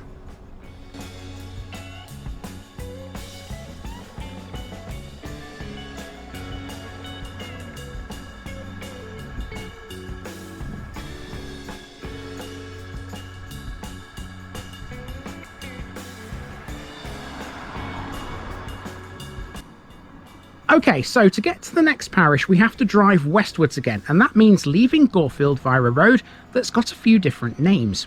Some sources call it Turnover Bank, some say it's Honey Hill Road. Whatever you want to call it, it has a ghostly tale to tell, and it all centres around a small farmhouse. Yes indeed it does, so let's hop in the car and tell this ghostly tale to finish. This is the story of the Gorefield poltergeist, and it involves the family of a man called Joe Scrimshaw, a wealthy farmer who lived at North View. Built in 1909 on Turnover Bank, Scrimshaw lived in the house together with his mother and his daughter Olive, aged 14 at the time of this story. At dusk on the 12th of February 1923, a bizarre series of events unfolded which continued for 4 days. The contents of the house flew around, breaking into tiny pieces. Olive was sent away the morning after it started to stay with relatives. The events attracted a lot of local attention, and even the press got involved, dubbing North View the haunted house. Several claims were made that the force behind these goings-on was something paranormal, and it was the work of a poltergeist. Some other locals thought it was witchcraft. It gathered sufficient attention that none other than Sir Arthur Conan Doyle wrote to the Scrimshaw family offering some advice. In his writing, he suggested Olive was perhaps unconsciously playing the part of a medium and drawing out an atmosphere or vapour which can be used in a material way by intelligent forces. Soon after, the News of the World paid for a local wise woman, Harriet Mary Holmes, to perform a ritual spell breaking using a commonplace form of anti-hexing. It didn't work. On the 5th of March 1923, Harriet was found face down outside her own house, drowned in 6 inches of dike water. This too was deemed to be the work of the poltergeist. Since then, other reports of strange activities at the house were recorded and it remained an unsolved mystery. Now though, things appear to have calmed down. There's been no more furniture moving around or crockery thrown about either. We can conclude then maybe that the ghost has decided to leave the house alone ever since. I can confirm I didn't experience anything paranormal whilst I was here. Newspaper articles and commentators of the day were quite surprised by the enormous number of people on the fens who still believe in witches and black magic. Many put forward the idea that Joe Scrimshaw and his family had been bewitched, despite the fact that on the whole, such nonsense had gone out of fashion long before. If such things do exist, they seem to be very active on the fens, lest we forget the tale of the whirlwind yesterday in Leverington, as well as this in Gorefield. We're off to a place next that hopefully has none of that. We're heading to a village that's known best for a landmark called the Cage. See you there tomorrow.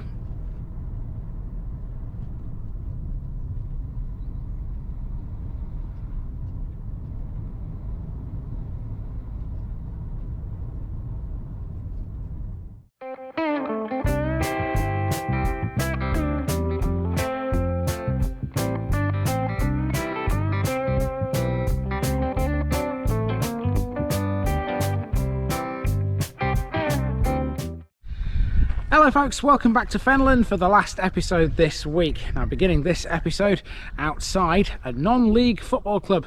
These guys play in the 10th tier of English football. That is ParsonDrove FC and you'll find them in the parish of ParsonDrove.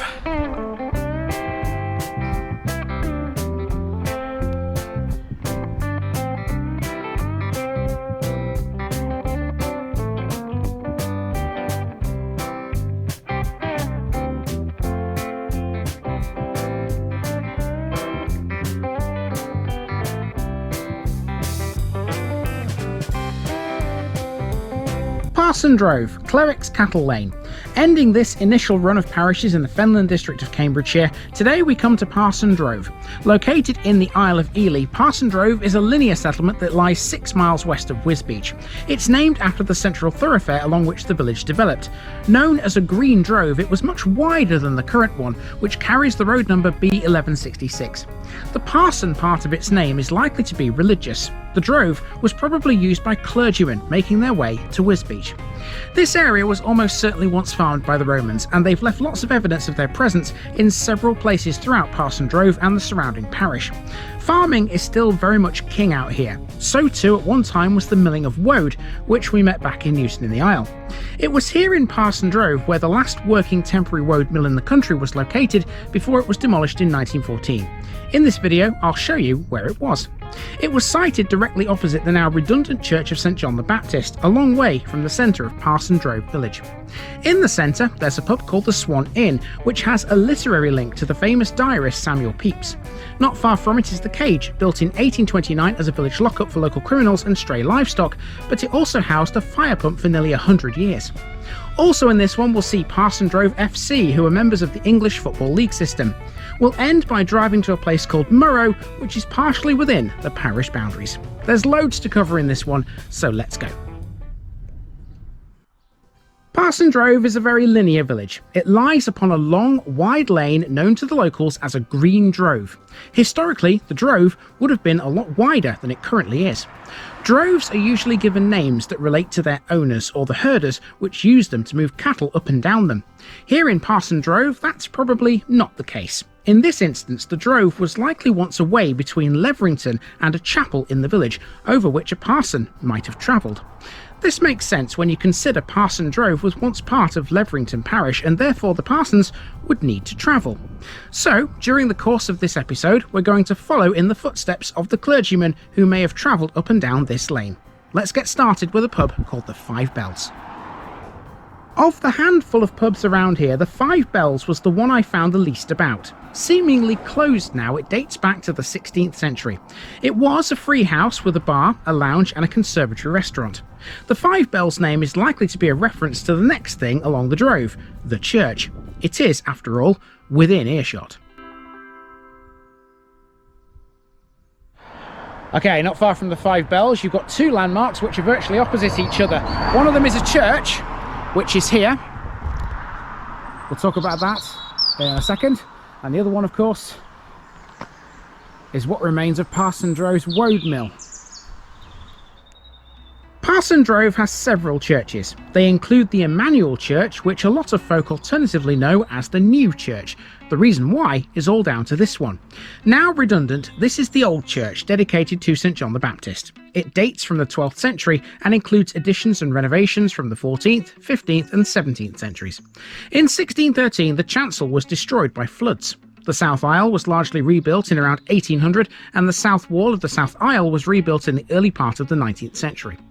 The church stands at the eastern end of the village, a long way from the centre of ParsonDrove. It's on the northern side of the B1166. Despite being redundant, it still carries a Grade 2 listing. Today it's managed by the church's Conservation Trust and has been since 1974. That said, it's fast becoming a new community hub.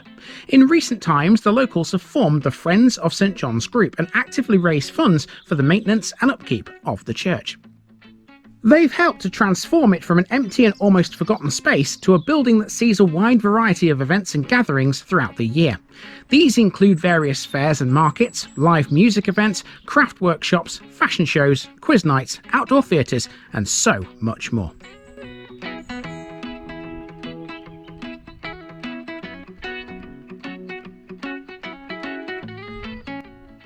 Somewhere in the vicinity of these houses opposite the church is where the last temporary woad mill in Britain was located. It closed in 1910 and was demolished in 1914. Only two other mills at Albuquerque and Skirbeck survived longer. They were permanent woad mills and were demolished in 1927 and 1932 respectively. An article about the woad mill appeared in the Daily Mail in 1900 and described the collection of buildings here as primitive and weather-beaten. Here, woad was pulped and prepared for dyers who needed it for the fashions of centuries ago. 10 acres of woad plantation was sufficient to keep the ParsonDrove mill working at a profit. Typically, woad was harvested in June and the leaves were then crushed in the mill. The resulting pulp was then made into balls. These were left to dry and then mixed with water and left to ferment in darkness for 20 to 30 days. A simple process really. The mill was a conically thatched building with a second lower building attached to it called the couching house. That's where the fermentation process was carried out. The drying range had low walls built of turf. That and the thick thatch above helped to keep the temperature more or less constant.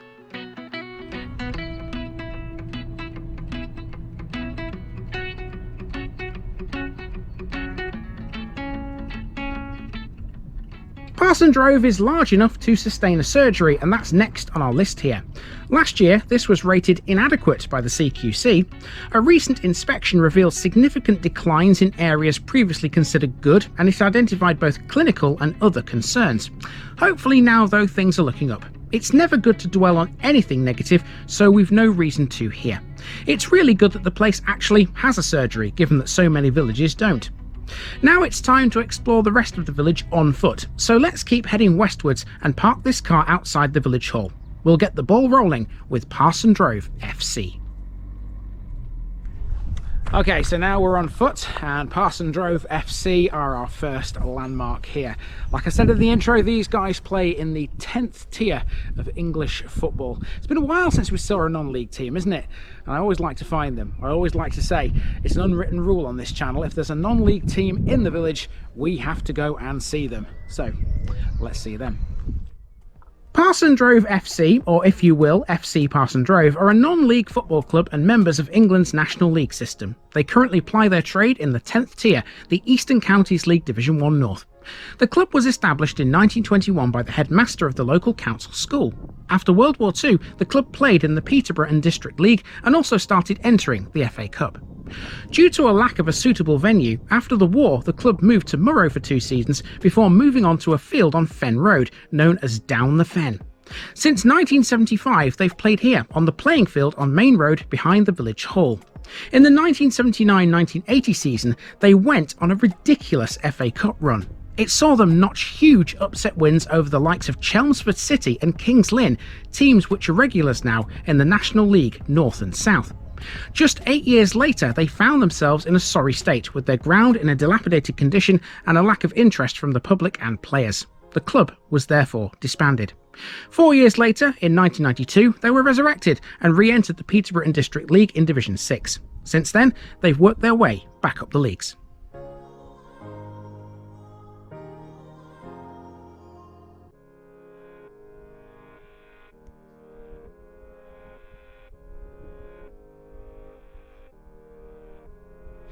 Now, my Latin is not fantastic, but I can have a stab, I think, at what the Latin is on ParsonDrove's logo. Nemo cognitare potest conseque. I think cognitare is something to do with the mind. Conseque is probably consequences. So something mind, something consequences. If anybody else out there is better at Latin than me, then let me know in the comments. Nemo, is that a fish? In front of the playing field is the village hall, and this is the hub for all things community in ParsonDrove. It holds weekly groups such as coffee mornings, table tennis, ballet and indoor bowls. These are the backbone of the hall, and without them ParsonDrove probably wouldn't have one. It also holds regular bingo and quiz nights where some great little prizes can be won. Amenities 95, which is the committee that run the village hall, also put on bigger events throughout the year. 2025 will see them host a car show, a sausage supper, a race night, a cabaret night, a Halloween disco and a New Year's Eve party.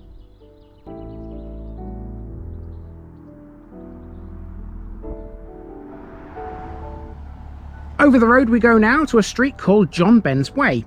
This is named after a man whose charity ParsonDrove benefits from every year. The village has several charities actually. Together they're known as the ParsonDrove United Charities, and among them is the John Ben's Educational Foundation. Today, 1/3 of its annual income is allocated to the foundation's governors, but it still does what it was set up to do: provide for the general well-being of the poor of ParsonDrove. Now, even though short mat indoor bowls is played in the village hall, ParsonDrove has an outdoor club too. John Ben's Way is right next to it, and it's on your screens right now.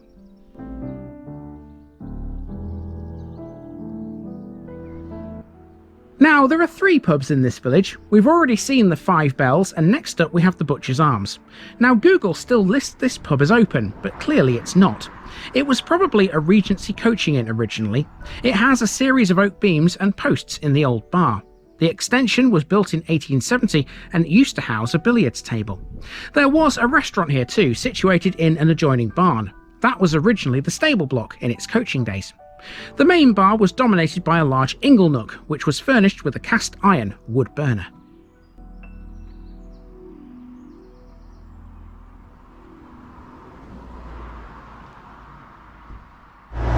So I can't imagine the Butcher's Arms has been gone long actually, because it's still listed as open on Google Maps. So maybe this year or potentially last year, who knows, it's definitely not in business anymore. Time to move on again. Churches are next on our list. Sited within a few yards of each other, next we have 2 churches to have a look at. First of all, it's St Mark's Methodist Church. This is pretty much the only thing on the route today that I found nothing about, but ParsonDrove's connection to Methodism goes back to at least 1833. That's when a Wesleyan society was founded in the village, but where they met is seemingly unknown. Could this chapel stand in place of an old Wesleyan building? I guess it's possible. Now we come to the Emmanuel Church, built to replace the now redundant Church of St John the Baptist. It dates from 1872 and contains some rather fancy chandeliers. They came originally from none other than St Paul's Cathedral in the City of London. How about that for a piece of notability? The Emmanuel Church was built purely because of ParsonDrove's continual growth throughout the 19th century. St John's was simply too small. In 1895 the nave roof was reconstructed, and by the later part of the 20th century there was no need anymore for 2 churches in the village. This church provides a lovely, warm and welcoming place for all to enjoy, with regular services and events throughout the year. It's well known for a flower festival and some busy fairs.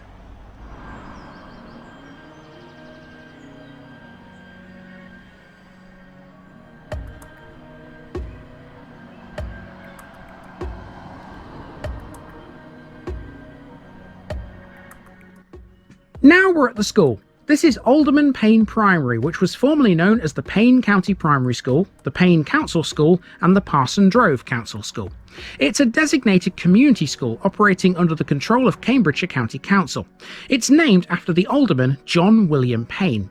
Built in 1933, this school has served the village and the surrounding fens for almost a century. It celebrated its 90th birthday in 2023 with a small tea party and a dance performance.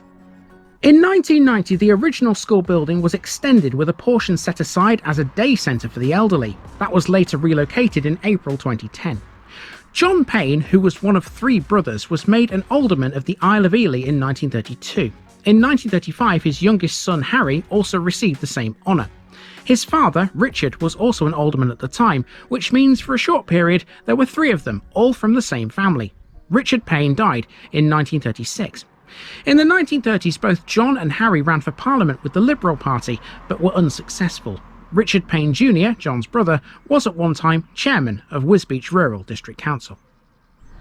Okay, almost next door to the school is the shop, and this brings us to a name that's been associated with ParsonDrove for ages: Viles. The centre of the village can be defined as the area that flanks the eastern side of a crossroads along the route of the North Level main drain.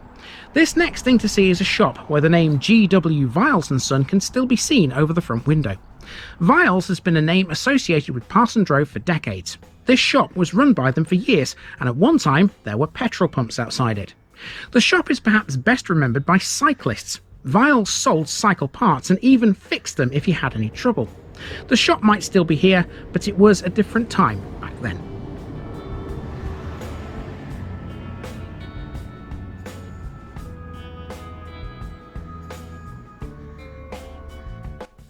ParsonDrove has several buildings that date from the 16th century, 10 of which are Grade 2 listed. In total, the village has 20 listed buildings. One, curiously, that's not among them is next. This here is the Swan Inn, which has been here since at least 1541. This pub is rather notable because a famous diarist once stayed within its walls, Samuel Pepys.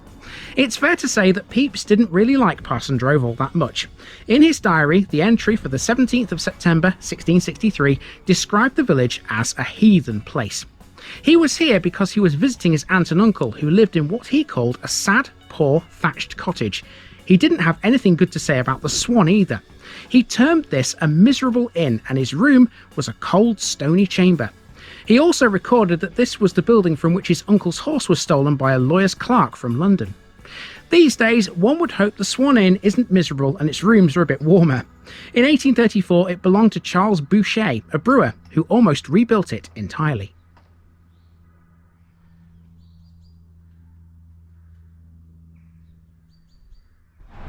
Okay, in front of the Swan, you'll find this thing. Now, I'm not 100% sure what this is, although there is a little plaque that's in the middle of it. At the top, it says 60 years. You can see years there. If you go around the other side, it does say 60, although the eye's missing, as you can see. It just goes SXTY. But it is meant to be 60 years. And here's the plaque, and it says, "In memory of Robert Scrimshaw, founder member and previous chair of ParsonDrove Street Pride Group." Pepys wasn't the only man of note to stay at the Swan Inn. Another was John Peck, a local benefactor, and it was he who built this next landmark in 1829. This is the Cage, and it's exactly what it sounds like. It began its life as a makeshift prison, but it wasn't just a lockup for people, it was also used for animals. The roof is surmounted by a clock turret to commemorate the Diamond Jubilee of Queen Victoria. In 1983, the Cage was given a Grade 2 listing. It is, without a doubt, ParsonDrove's centrepiece. Its role as a lockup didn't last long. The size of the building was almost too perfect for what it was eventually to become. In 1831, it was turned into a fire engine house. This was due to the unrest in the agricultural community due to the impact of early farm machinery. The angry workforce often started deliberate fires in protest, lighting cornfields and haystacks. Peck, fearing the effects on the village, decided a fire pump was required. He obtained a public subscription and went to London and bought one for £118. For 95 years, it housed the pump before becoming a police post during wartime. In more recent years, it's been used to store parish documents and equipment. In all, Peck became a well-known member of the local community. He set up a farm in ParsonDrove and later lived here while serving on local drainage boards. He held the office of parish constable for 35 years and, like Pepys, kept diaries throughout his life. These were transcribed in the 1990s and have since become a useful source of local history.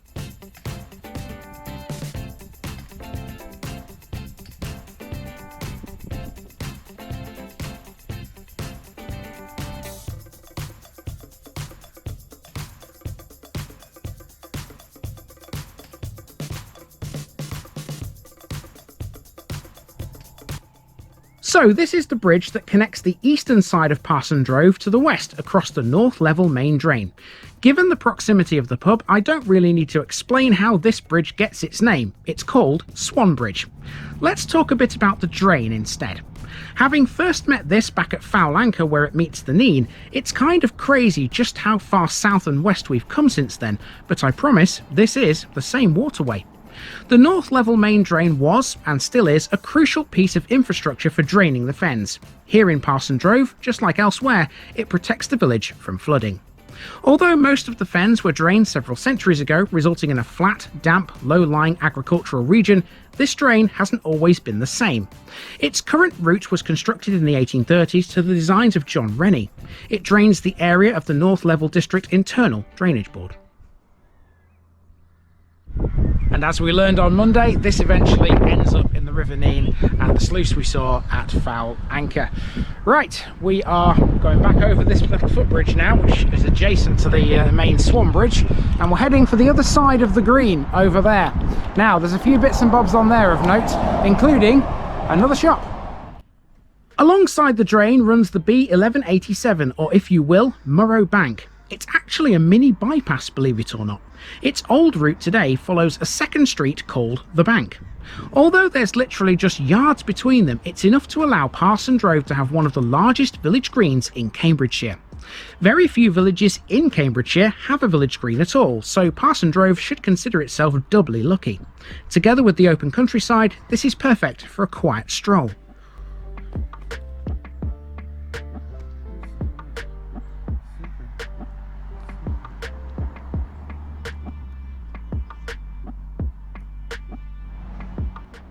As well as Vile's old shop, the village has many other facilities available to it. On the Bank is one of these. It's a second shop which also includes a post office branch. This is owned by a man named Phil Redman, and loads of people love his shop. Some of the locals have even described stepping foot into this place as walking into your own living room. The reason is pretty simple. Out here, people look out for each other, and ParsonDrove has had that kind of close-knit community for centuries.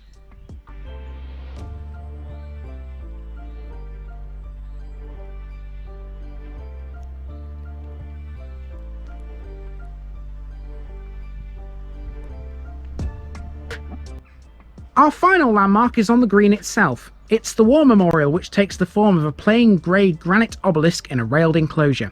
Initially for World War I only, later inscriptions for those lost in World War II can be found on two freestanding book-style white marble tablets in front of the main cross. In total, 28 men from ParsonDrove fought across the two World Wars. 15 were lost in World War I and 13 in World War II. And that's about it on foot, but we still have something else to cover.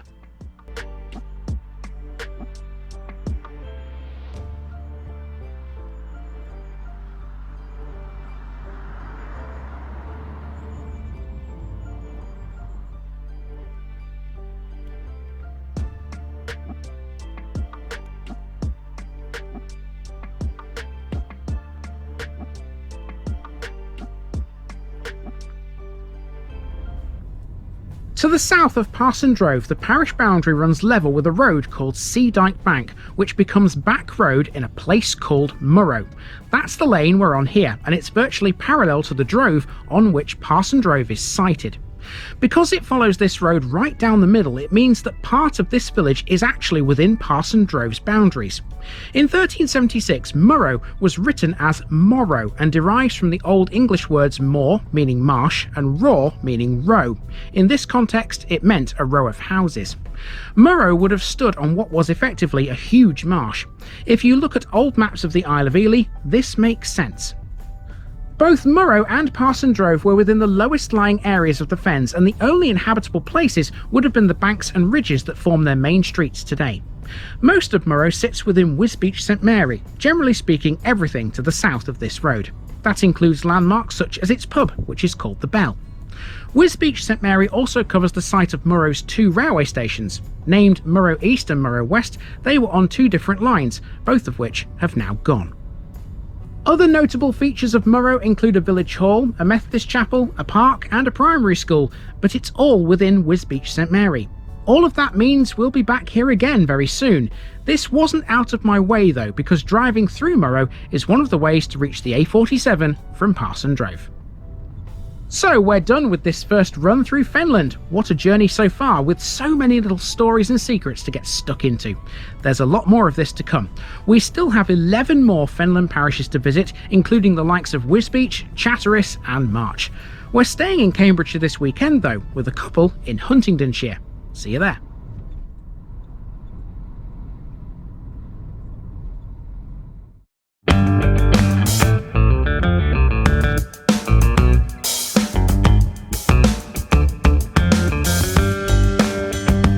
Now, just before I go, remember, this video is part of a huge project to visit every civil parish in England.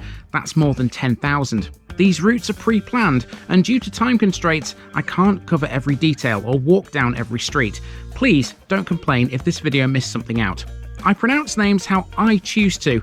I am very aware that local dialect may vary, and I don't take kindly to criticism about this. You've been warned. It's impossible to know everything too. If this video was terrible, make your own. If you're a regular watcher of The Village Idiot, you're not the only one. If you've got a small business, why not use my videos to advertise it? Leave a comment below if you're interested. And finally, thanks for watching this episode, everybody. Give us a like and a subscribe if you've enjoyed this episode, and share it with your friends and relatives. It all helps to keep this mission going. Until next time, I've been Andy, also known as The Village Idiot, and I'm out.